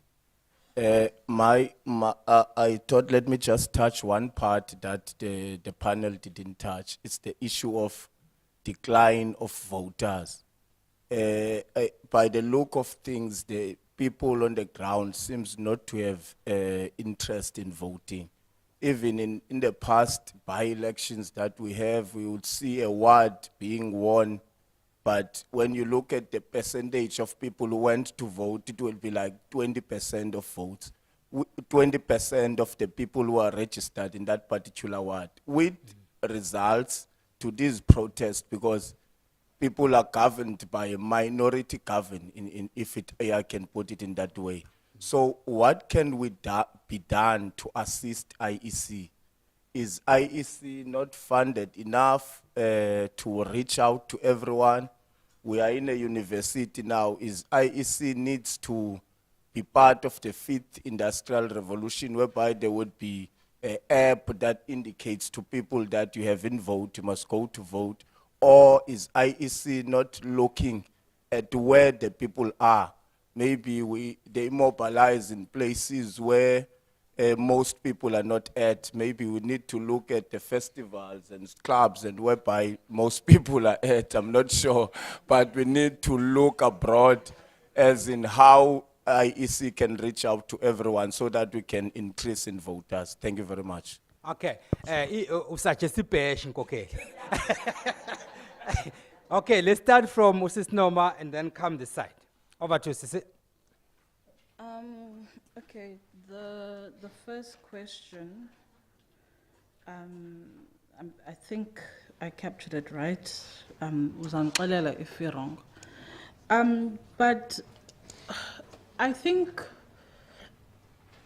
young people could be encouraged by possibly what we've seen post the last year's election, where we saw a number of young people young educated people, assume positions either as deputy ministers in government or portfolio chair positions within parliament. I think politicians generally have realized that, as you would say, matric is just the basis, hence we wouldn't have the Forte admission scandal if they didn't realize that. So, joke aside. So, people want to be led now by people who are knowledgeable, people who they can aspire, because everything now is so aspirational. People want people that they can look up to, and I think politicians have realized this. Hence, everyone is trying to capacitate themselves in one way or another. I see this particularly here at a local government level, because when politicians come in, they have an opportunity to study further, and a lot of the young ones take up those opportunities. You'll find that there's a lot of them who are studying here at NMU, others are at UJ, but it's just that it's not publicized. So everyone is taking up that opportunity because at the end of 5 years, someone wants to walk away with something that can take them to the next level. But the unfortunate part is there's a lot of the elder generation, they just don't want to let go of the reins. Whether it's a case of maybe there was poor planning prior, maybe the pension is just not where they would like it to be, hence we, following after the outcome of last year's election, hence we're seeing former MPLs, from former deputy ministers assume positions of board chairpersons at entities around the country. So I think in terms of education, I think let's be positive.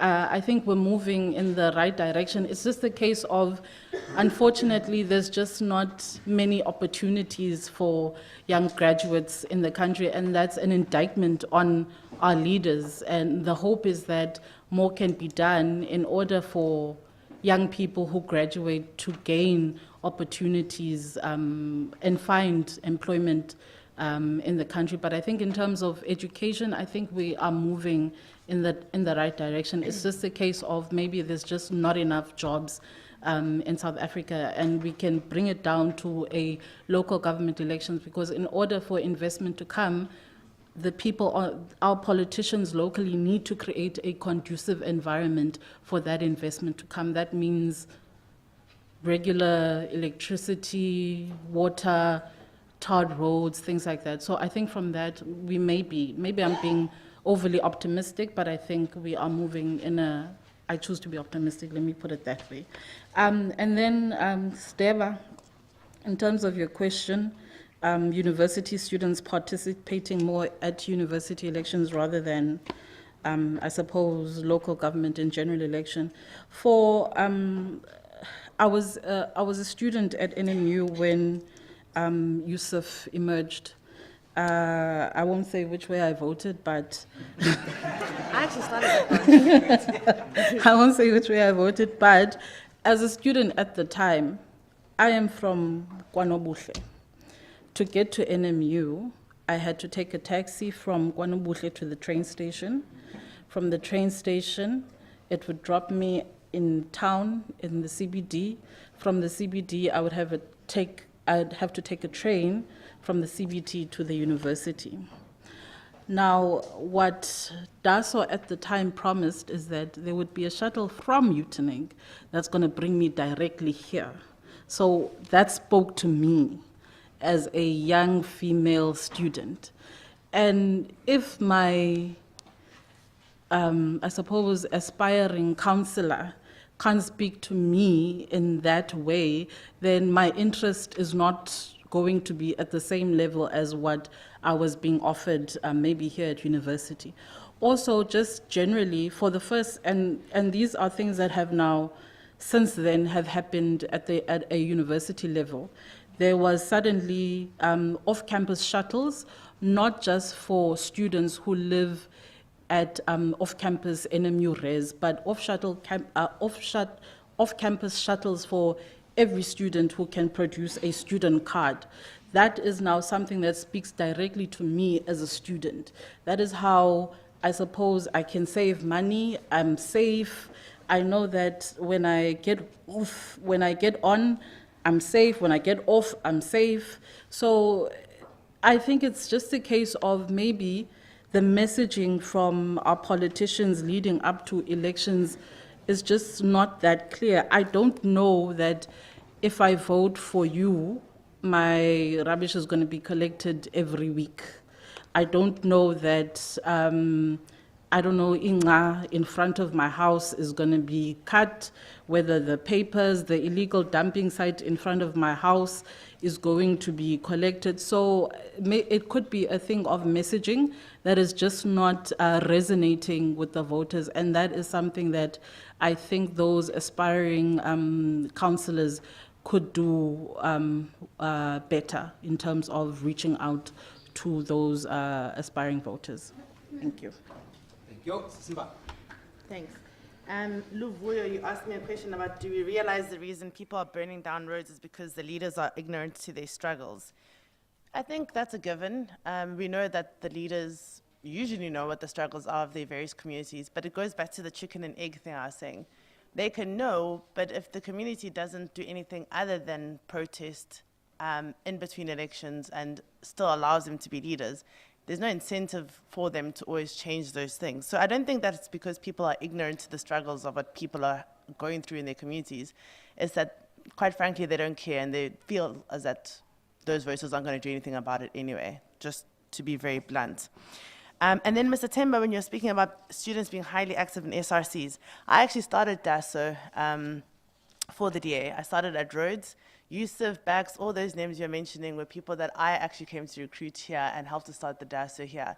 So students, I think, were very and are still very active at an SRC level. It doesn't translate all the time at LGE in particular because most of them don't live here. And if we're going to have a situation, as you can see, that our LGEs might be when students are off campus, then they definitely aren't going to vote. But the other reason is that they might vote on campus because there's a direct effect to their needs, but be very disillusioned and disengaged generally with what politicians are doing out of that. And no political party is painting themselves in great glory right now. And I'm not sure why a young person would feel incentivized to go and give of their service in politics when they see how absolutely violent it is in many situations. You can be killed for something as simple as wanting to be in a ward committee. It doesn't pay very well. To some extent. I mean, I'm not saying that MPs are earning less, but if you're a bright person, you're probably going to do better at a standard bank or something. And also, there's no meritocracy of how you can rise unless you're just kissing ass or are being somebody who's overly populist. So if you're a smart, bright person, none of the political parties have really made that path to this being a professional job that you can do and have dignity with, something that seems very attractive. So I'm not surprised that you answer your own question. They do want to be engaged. They do care about politics, certainly where it interests them on campus. And then when they get out of campus, it's so disconnected from them that's why we start losing them. And there's lots for us to talk about there. And we've spoken about education, and I agree that it's important, but we also must be careful that we don't just speak about education abstractly on its own. It must also be education and leadership, because you can get some very smart people who aren't very good leaders. So we don't also want to overcorrect in the other way, where we have either just only technocrats or only people that are accountants and are always thinking about austerity budgets and not thinking about reimagining how we could look at our economy, for example. You want to have a mixture of people that do have the education, but people that are also leaders and are going to be able to make the tough decisions when are needed. And I think a really interesting person to watch on our continent, for example, is the chief minister in Sierra Leone. His name is David Senge. He's 41 years old, I think. And I'm pretty sure in the next 2 years, he's probably going to be the president there. Highly educated, Harvard, MIT, went back to Sierra Leone, did incredible things that made it really easy for the citizens of Sierra Leone to start interacting better with the state. And as a result, was using TikTok and Facebook, despite the elders telling him not to, or that it looked silly. We're telling him not to have dreads because it looked unprofessional and all these silly things. And he's completely shown that actually young people are very happy to be led by an authentic leader who's both educated but also comes with some real ethics and moral integrity. So I like to use them. I mean, the situations are slightly different, but there's a lot of people around Africa that are doing this. And I don't think as young people in South Africa, we should also be waiting, I think, as Luvuyo was saying, about who's going to do it for us. A lot of us are far more capable than people are currently in Parliament in any case. So I don't think it's a question of waiting for a seat at the table either. I just want to steal one of the ones that were asked to Prof. Gumede, because I thought it was interesting. It's the LGE one about the coalition partners and different beliefs. That shouldn't be a question for the prof. That should be a question for the politicians. If you're going to decide to go in a coalition with somebody who's diametrically opposed to you in ideology, then you need to explain to us voters why we need to trust that you guys are going to be mature when you make the decisions that are important. We can't be expected to answer that for you. When you get into that coalition, you should say, here's what we're going to do and here's how we're going to resolve on the things that we don't agree with. Otherwise, then we're going to have the same mess that we've had in any way. As a side, if I had been the ANC in 2024, I wouldn't have done the GNU. I would have done a minority government, and I would have asked each of the political parties when and when we needed them to help us with the votes on certain things. It wouldn't have been as messy. I wouldn't have given the DA or any of these other parties the ability to be ministers and to shine on my 40%. I would have just said, I'm taking this 40%. When I need to pass the budget, who agrees? EFF, their action, great, let's pass it. And kept, sort of that political control and still being able to do what I wanted. I think in the quest to wanting to seem magnanimous to everyone, and in particular business, the ANC tried to be all things to everyone. And now they're in a mess where basically it's a stalemate because none of them can do anything and they all threaten to want to leave, but no one's really going to leave. And especially now that the perks are already in there, they'll just hang on. But what's going to be interesting is watching them campaign next year for next year's election. Because how are you going to say, as someone who was in government, 72% of them, that, oh no, we couldn't do anything because, well, no, that's not going to pass anymore for South Africans. If you are happy to get the perks, then we want to see the service delivery. And I love Masikole from the MK. For praising the IEC, considering everything that's happened. And I think that it would be great if then, political parties and maybe the MK can lead this, can have a conversation about how to help the IEC. And I agree on the bashes and the things that happen, and we did that a lot in our things. We had concerts and great stuff, and the IEC was there to register young people, so it's possible. But to the point about digitizing, electoral registration has been available since 2019. Political parties haven't even taken it up, so the average citizen probably doesn't even know about it. So I think the IEC does great work. I think that last year they had an incredible campaign where they actually registered the most amount of people ever in our country. But with all that work, at the end of the day, they can make this happen, but they can't control if political parties are going to put people off in the last moment or before, or confuse people by not signing electoral bills that should have been signed, and then making everyone squeeze into the last sort of 16 months to educate people about the third ballot and make everyone understand. That was political parties cutting off their own noses despite themselves thinking that they were going to, hurt other people. But what it did end up hurting was our democratic process. It put the IEC under unnecessary pressure, and we got the results that we got. And so I think, again, for people that are in political parties here, the IEC can only do so much, but political parties also have to come to the ball, and not always with the agenda of trying to, screw over the independents or screw over smaller parties, but with actually wanting democracy to thrive for everyone. Thank you. Prof. I mean, just to say something about, we're at a university now. In other countries, often the university towns are actually run by university people. So people stand up for election, not only for the SRC, but to run their communities. I've been stunned. I have spoken to some of the university principals in small towns. Obviously, there's a bigger town, it's not a small town. But let's just say, Rhodes University, Makanda, if you put all of the students together, they can change that town. And so on. So why are they not voting, and why are they not nominating their own candidates? Around the world, that's what's happened. Where small towns, university towns specifically, locals run it, and so on. And that is maybe a challenge to you as students. Why don't you just stand for election?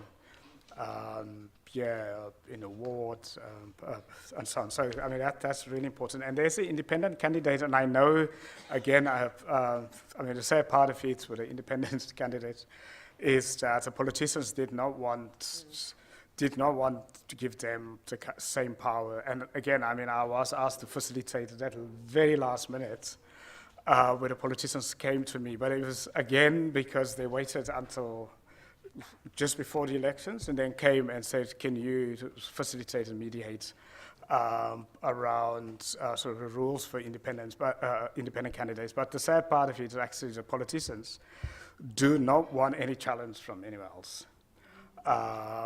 Because I see independent candidates as a really good opportunity, especially at a local level.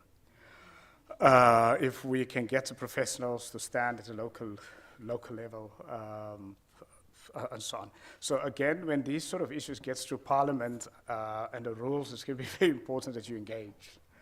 So that's the criteria and rules for independent candidates are not going to be decided by the politicians who are already in, because they wouldn't want anyone, independent candidates, to compete with them. The exciting thing about independent candidates, if you remember, Mary Robertson was the president of Ireland. She was an independent candidate, and she won more votes in Ireland when she became the president than all of the political parties. And I think that really is, if we can go that way. My own recommendations to the politicians was that to try to look at a couple of those type of models. So in Ireland, for example, but also other countries, but I was going to use Ireland, the independent candidates are treated according to the rules as if they are parties. As an independent candidate, you will get all of the resources that the parties will get, and so on. Unfortunately, our politicians did not want that to happen. Obviously for selfish reasons, and so on. So I think that's a real battle if you're activists to try to fight that battle. It's an important battle. The compromise that I was part of was not a really good compromise. At the end, when there's a dispute and there's an election coming and there's a deadline, you get to compromises. This is not really working for the people, but it's working for the politicians. It's working to get a deal in it. But I think that can still be fought. Now, in terms of the voting, what can we do to get voters to vote consciously? Our problem in our kind of societies, with our kind of powers, is that people start off by voting based on, or people have a narrow view of voting. Let's start off. People think when you vote, you must vote as if you are a fan of the political party and the leader, like a soccer club sort of thing. That's the first thing. The second part of it is also if that party or leader do not deliver, then people don't want to disappoint that party or leader, so they don't vote for somebody else then, because that's like fan-based voting.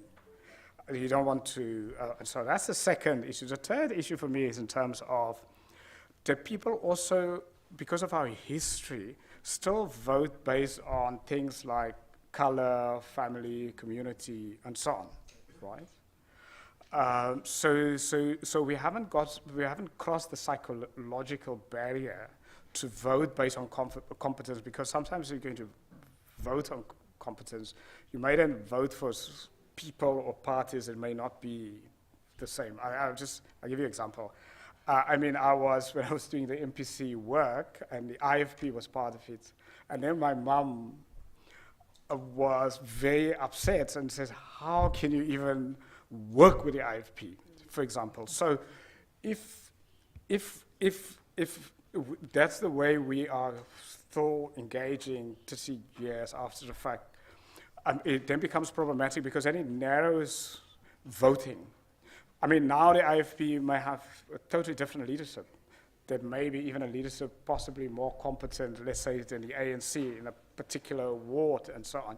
But if the person do not want to vote for that individual in the IFP who's different, who's a new person, because of the past, and the person would rather vote for incompetent other party that you grew up with. And that's our problem, is, how do we cross the psychological barrier? And if we don't cross that, we will be in a continuous loop of voting for violent, incompetent, corrupt people, because we cannot make that psychological jump to vote for other parties that we may not agree with, or people we may not agree with, but who are more competent and would actually do much better for us, for our interests.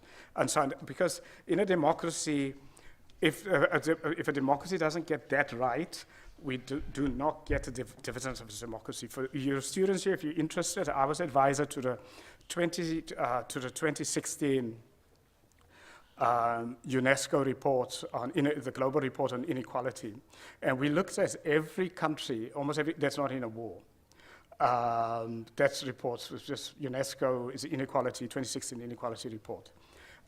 And what came out clear in that report was that unless, in the countries with divided paths, we now need to work together and so on, people often continue to vote for too long based on the past. And because they vote based on the past and things like that, they cannot get the dividends of democracy. The dividends of democracy is economic growth, jobs, peace, and so on.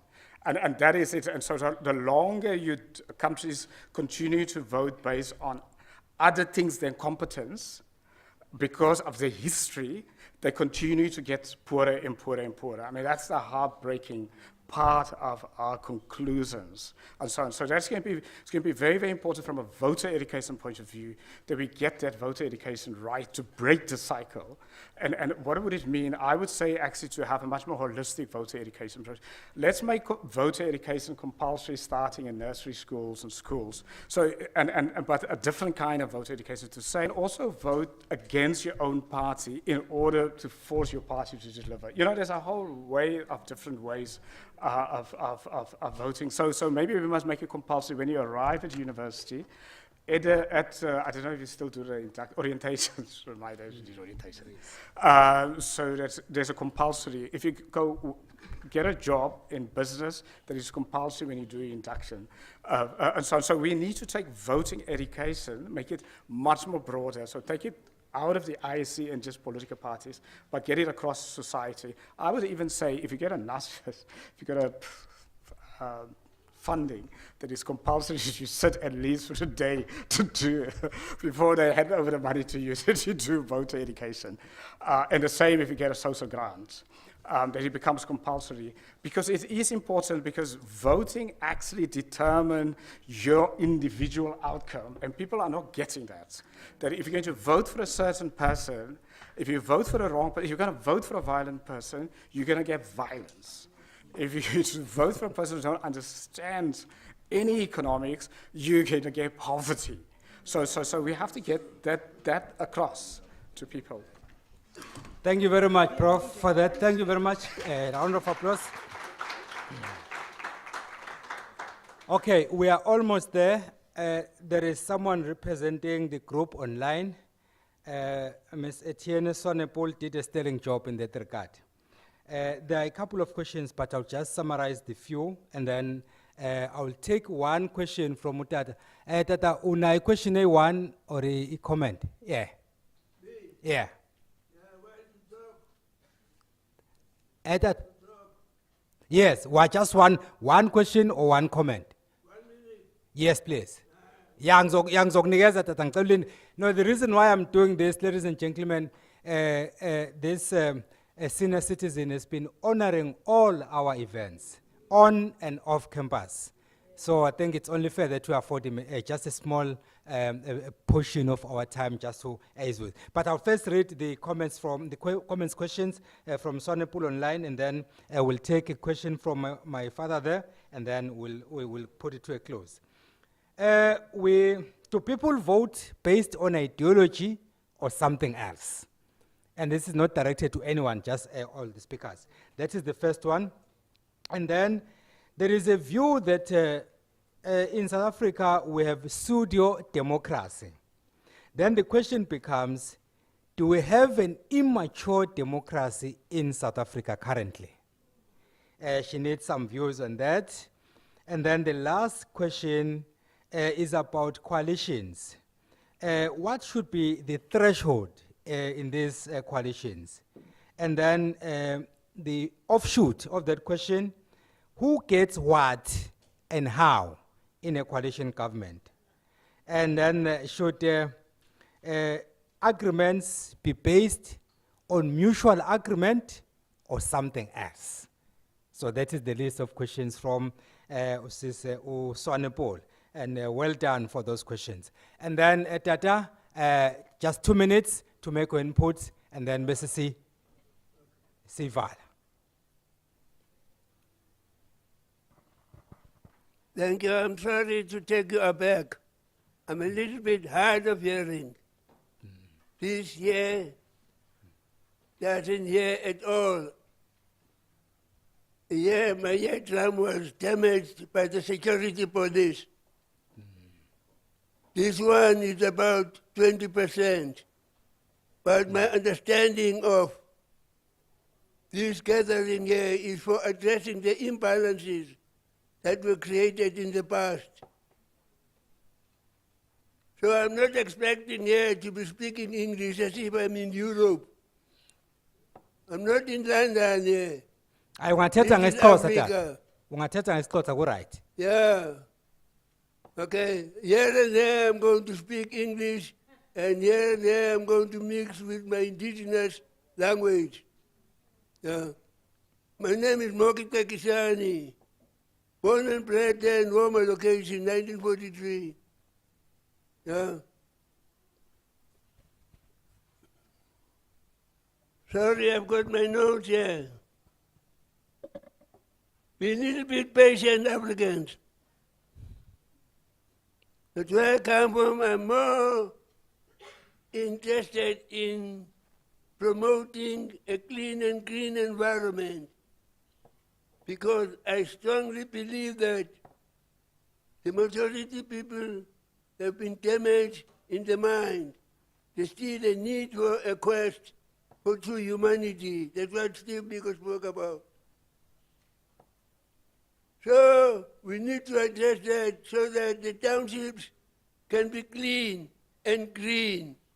And then we're going to care for all the people that we find there. At the moment, we don't care for ourselves. If I can't speak English, I'm stupid. If a white man can speak Xhosa, he's not stupid. We need changes. Change needs to be done now, not tomorrow. Sorry. I've got 10 years here of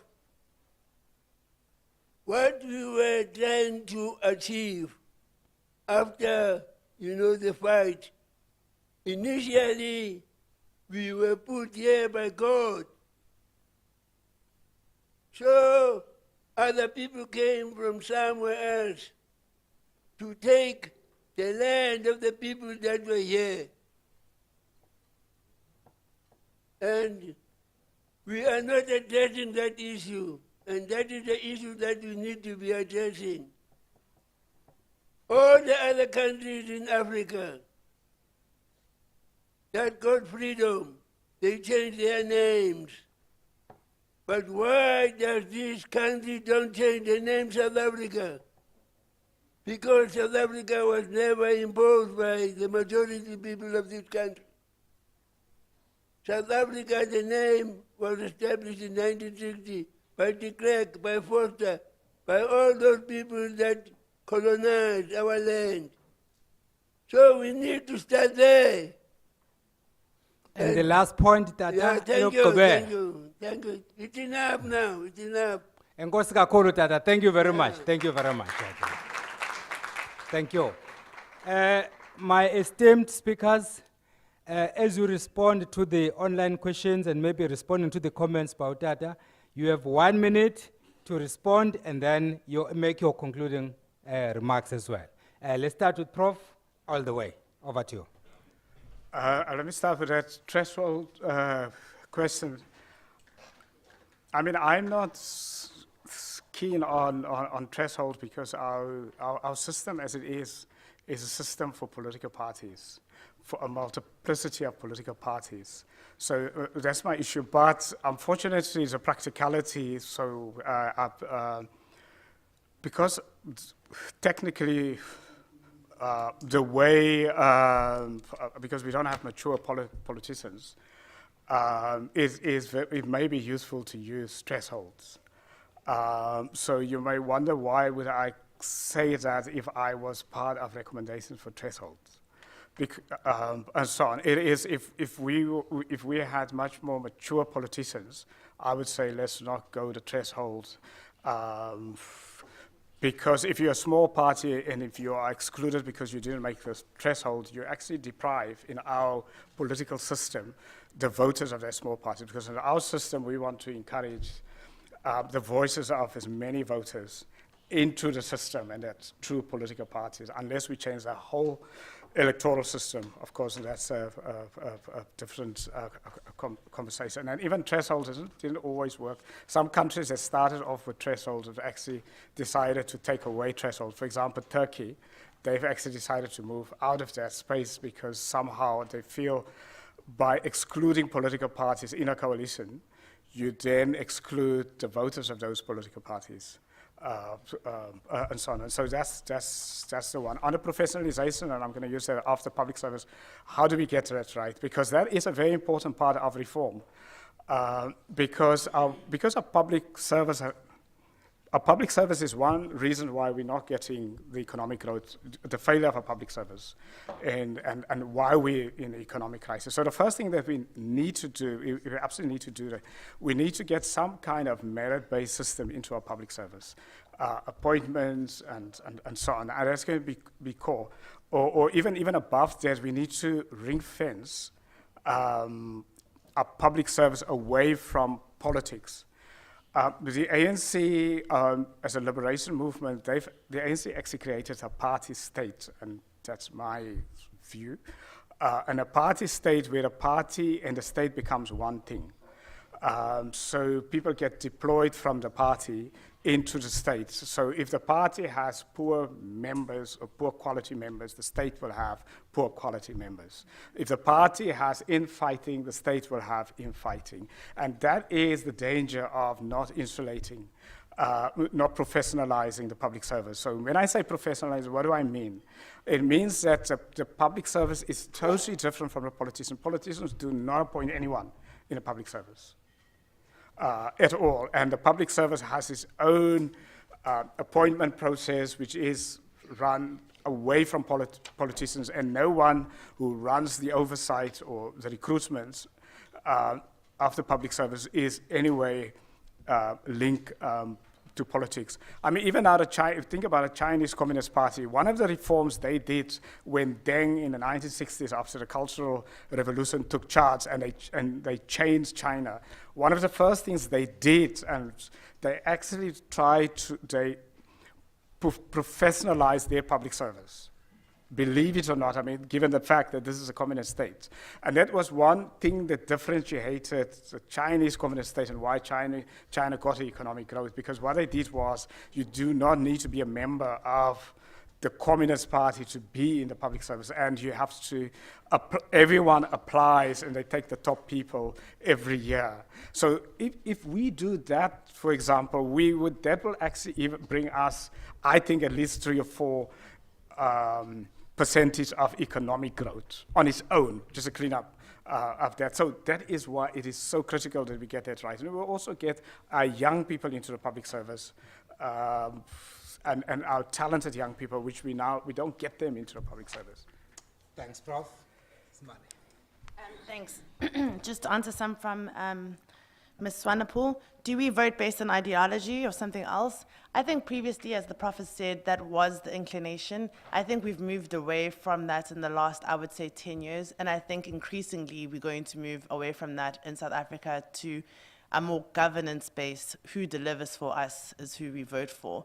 And I'm 37, but amongst my peers and younger people, I very rarely hear anymore that people are, spouting Marx or spouting extreme ideological ideas when it comes to how they're rationalizing their voting. So I think that maybe it's a generational thing, but also just in the world, I think we've overdone the idea of ideology being the basis for everything that must be done politically. I think we all can understand that there's some pragmatic steps that you can take that sometimes don't fall in any one ideology neatly.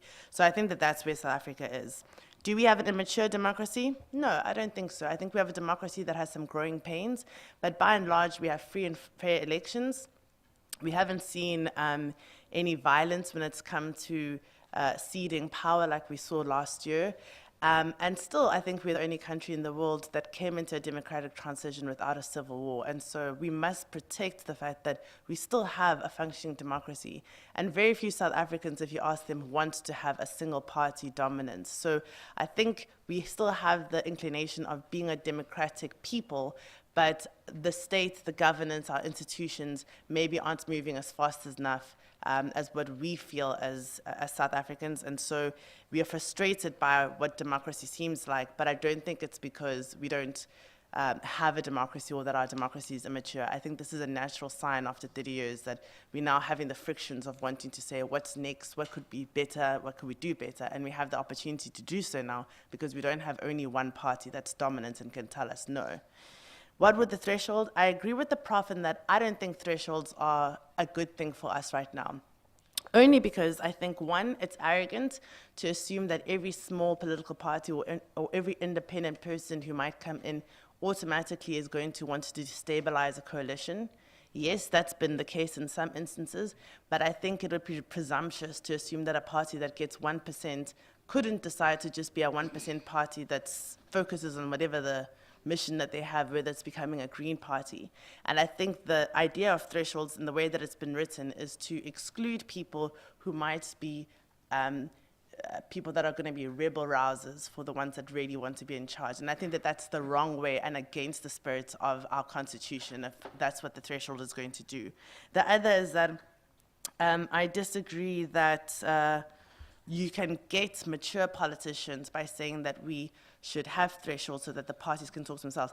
I think you'll only get them if they have competition, including from smaller political parties or independents. So I think I would fight for the fact that even as a headache as it is for the IEC to have 280 political parties, I'd rather at this juncture of our democracy have more choice than less choice, only because I don't see how else you then allow for an injection of new talent if there isn't a way that they can get in. If you only say, either you must join the big parties, because if you don't have the same resources and we don't have a constitution that allows you to have the same resources, then you're competing to get in, and by some miracle you think, like we saw in last year, you could go against a political party in Gauteng, for example, you needed 3 times the amount of votes that one of their MPs needed. So it's already unfair, and I think semi-unconstitutional to say that we should have thresholds to dispossess or exclude people. Maybe in the future we can talk about what that looks like, but I don't think we're at that point. And I really want the country to debate this very strongly and not just fall in line with political parties just because, oh, we don't want to have 6 mayors. Yes, of course, that's not convenient, but you can't trade that for the fact that then you'll have only a party or a state, particularly, of 2 parties. And if you don't like either of those 2 parties, then you're stuck with them, is essentially where we could go. And then my closing point really, well, first also just to say, the French also have a public administration where you have to be in this public service. They train you and they move you around the different departments so that as a young person or as a young professional, you get a sense of what every single department does so that you can be deployed anywhere and you'll have an understanding. And then when you retire, they ask you to stay on for another 10 years as an advisory capacity for the new people that are coming in. So you never lose old generations or young people being able to come in. And it's very prestigious in France to be a part of the professional service. And I'm not sure why we can't do that. We have an entire administration that's supposed to be doing that, but even that administration doesn't have permanent officials in it. So we really must get our politicians right to get this. But the last thing, honestly, I would like us to adopt a culture, if nothing else, where we shame flashy politicians.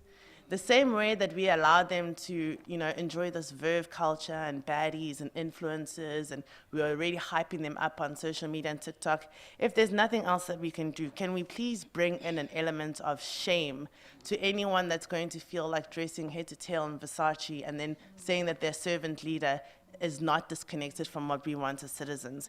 And we must do it so much so that, not to say that people can't be rich or people shouldn't have Lamborghinis, but that you should think very hard about being the kind of person who would flash that knowing that you've stolen money from grannies and children in a hospital. And so we mustn't be hyping up those people. It must be the next cultural, I think, thing that we take. We don't need to fight about, what's unisex toilets, all these things that we're starting to employ for America. What we need to be fighting about is that we're disgusted by people that could propose to be our leaders and can act that way and can be seen in the, associating with people like that when we know where they've gotten that money. Thank you.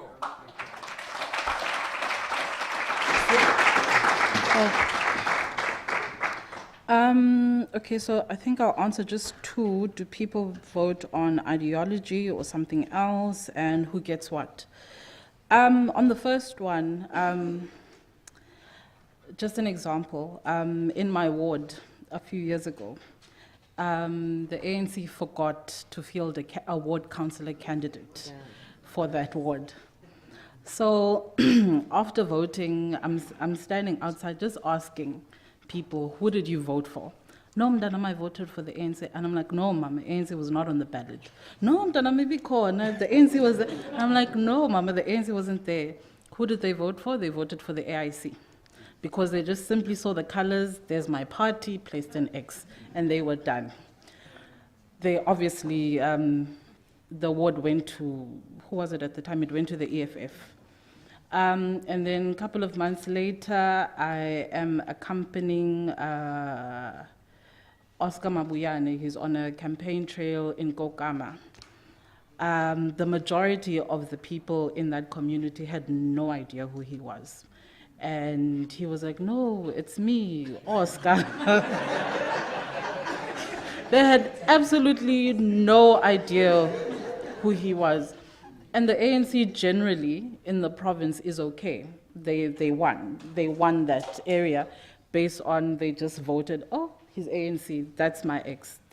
So I think that can answer that question. But just generally, in terms of the younger generation, I would go with Umbali's sentiments. The younger generation now are voting for who can do what for me. And then who gets what? This one, I'll take it to my stint at the Sowetan. Who had they removed? They had just removed Mpopalat. So now it's negotiation time. This was when Dada spent 26 days in the mayoral office. So then what happens? The disillusioned ones, when it comes to who gets what, they'll always go for, I want to be mayor. Until they get there and they realize, oh, actually the actual boss here is the MM. And then what happens? All of a sudden there's charges against the MM is suspended, and there's some official who's a yes person who gets appointed, not necessarily there, but I'm just making a general example.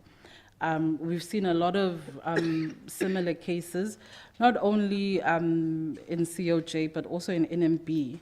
Here we have a suspended city manager. I think we're almost going on 2 years now.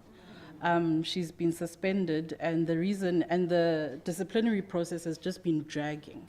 And then you're asking why are you guys not concluding this process? And then you take it to the politicians. No, we can't have a city manager that's facing corruption charges. But I'm like, but your deputy mayor is facing fraud and cyber crimes. He's at the commercial crimes court, so make it make sense. And then there's just no actual response. There's no response to that question. So the disillusioned ones, they'll want to be mayor until they realize, oh, the power lies with the MM. And then the really smart ones, they will go for the really big budgeted departments, infrastructure, water and sanitation, E&E. And that's where, as in a lot of the times where the negotiations, they come to a deadlock because everyone wants those portfolios. The next best thing is who controls the budget. So generally what I've seen is the negotiations aren't for who can I serve, how can I serve my community better, is rather essentially which department has the most money. And then the rest follows. So thank you. Thank you very much on that note. Ladies and gentlemen, I'm happy that we've managed to come this far. With your support, with your guidance, I was just following the orders. On the IEC matter, I think the IEC is doing a sterling job. We just have to avail ourselves and then make whatever contribution we can. I'm from KZN. Mama Singa has brought me on several occasions to work with the IEC. They don't push out professionals, unlike most of our politicians. You advise them, you become an enemy. The IEC has hands open. I know that from experience. Last year, before the elections, office ka Babo Umamambolo, they invited me. I flew from here to Johannesburg. I went to that office. They had 25 countries, electoral bodies from 25 countries. They asked me to address them without any problem. I did that, and then I did other things after that, which offended some and made others happy. But the point I'm making, the IEC, in fact, has hands open. The budget might go down, but they still get the job done. With our assistance, they can do more. The last question, not to be answered. Is there a need for us to revisit our electoral system? And that is for all of us. As we go out, then let's think about that. And then number two, is the time not ripe for us to have a constitutional review? Not a constitutional amendment, a constitutional review. Please think about that. And then lastly, I'm not asked by the IEC to announce the results, but the results came in. I'm told an 83-year-old president of Ivory Coast or Cote d'Ivoire, Alassane Ouattara, has won the election and he's been there since 2010. He's 83. And then if you think you have had enough, you have Paul Biya from Cameroon, who is 92-year-old, and he has been in office since 1982. He has emerged victorious again. On that note, ladies and gentlemen, let me invite to the podium Dr. Thabo Rapoe, who is a research manager from the IEC National Office, to do a vote of thanks. My dictatorial powers have come to an end. Over to you, sir. A round of applause, please.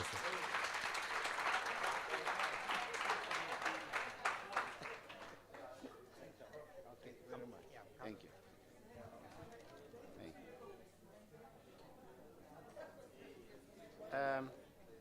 Let me thank, in his absence, our dictatorial master of ceremonies. I don't think he will agree with me, but he's a charismatic dictator, and he's always repeated this. So I'm basically saying what he said in the past.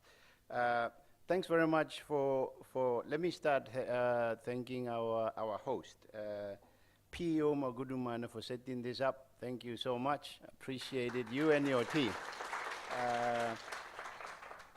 Thank you, appreciate that. And I'm going to, before I go ahead, thanks. I'm glad CEO at the beginning gave the purpose of the Thought Leadership Program, what it's about and what we intend to get out of it, because I was going to do that. Thanks, CEO, for clarifying it, because that's the purpose of the whole exercise.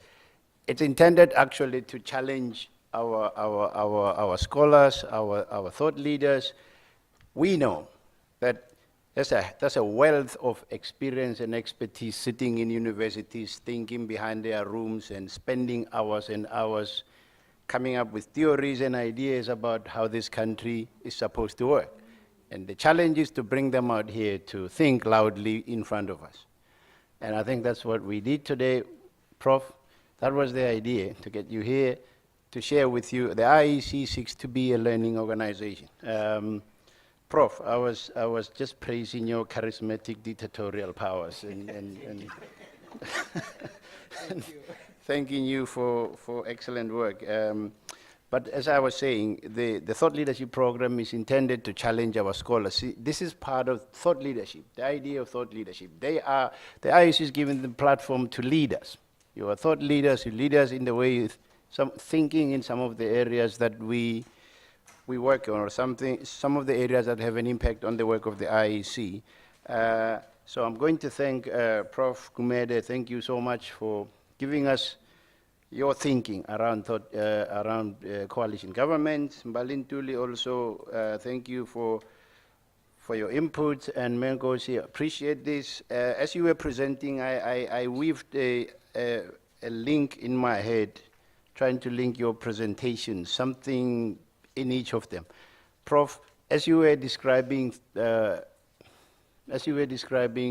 coalition government, I got in my head this sort of elitist pact agreements behind smoke-filled rooms, and Mbalintuli's inputs. You emphasized the disconnect between citizens and democracy, the fact that citizens are no longer feel the benefits of democracy.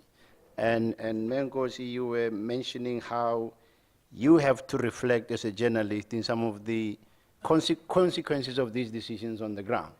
So if you look at that link, it gives the sense that coalition governments are, and Balintuli, you said that they sound like constructs intended to keep politicians in power. I mean, I think you said something like that they are being negotiated by people who are the very people who want to remain in those positions.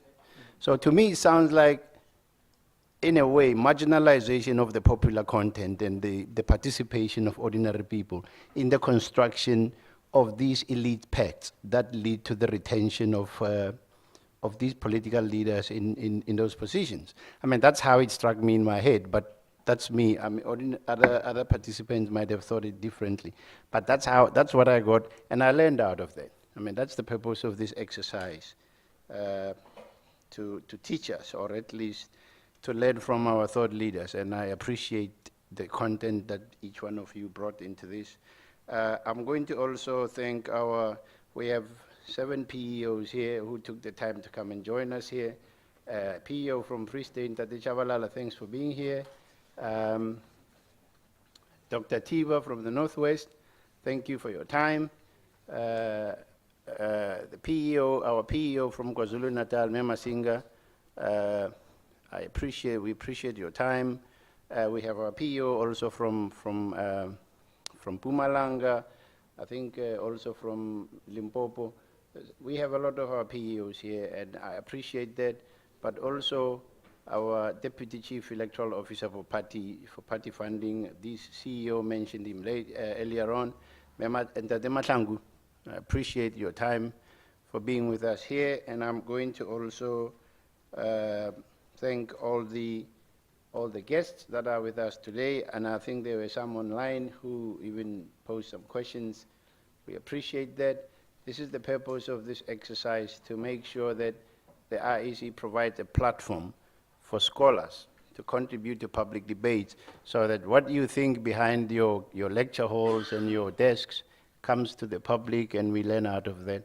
So appreciate it. Thanks very much. And thanks very much for everybody who participated in this. I really appreciate it. Thanks.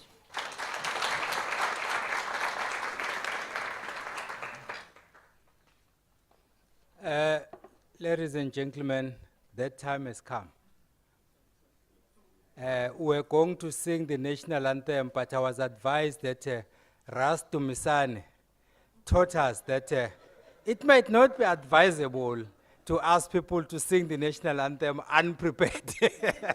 Okay, let's give our speakers another round of applause, please. And then, most importantly, can you please give yourself a round of applause? Thank you, ladies and gentlemen. By virtue of powers vested in me by the IEC and the Herald, I declare this congregation adjourned.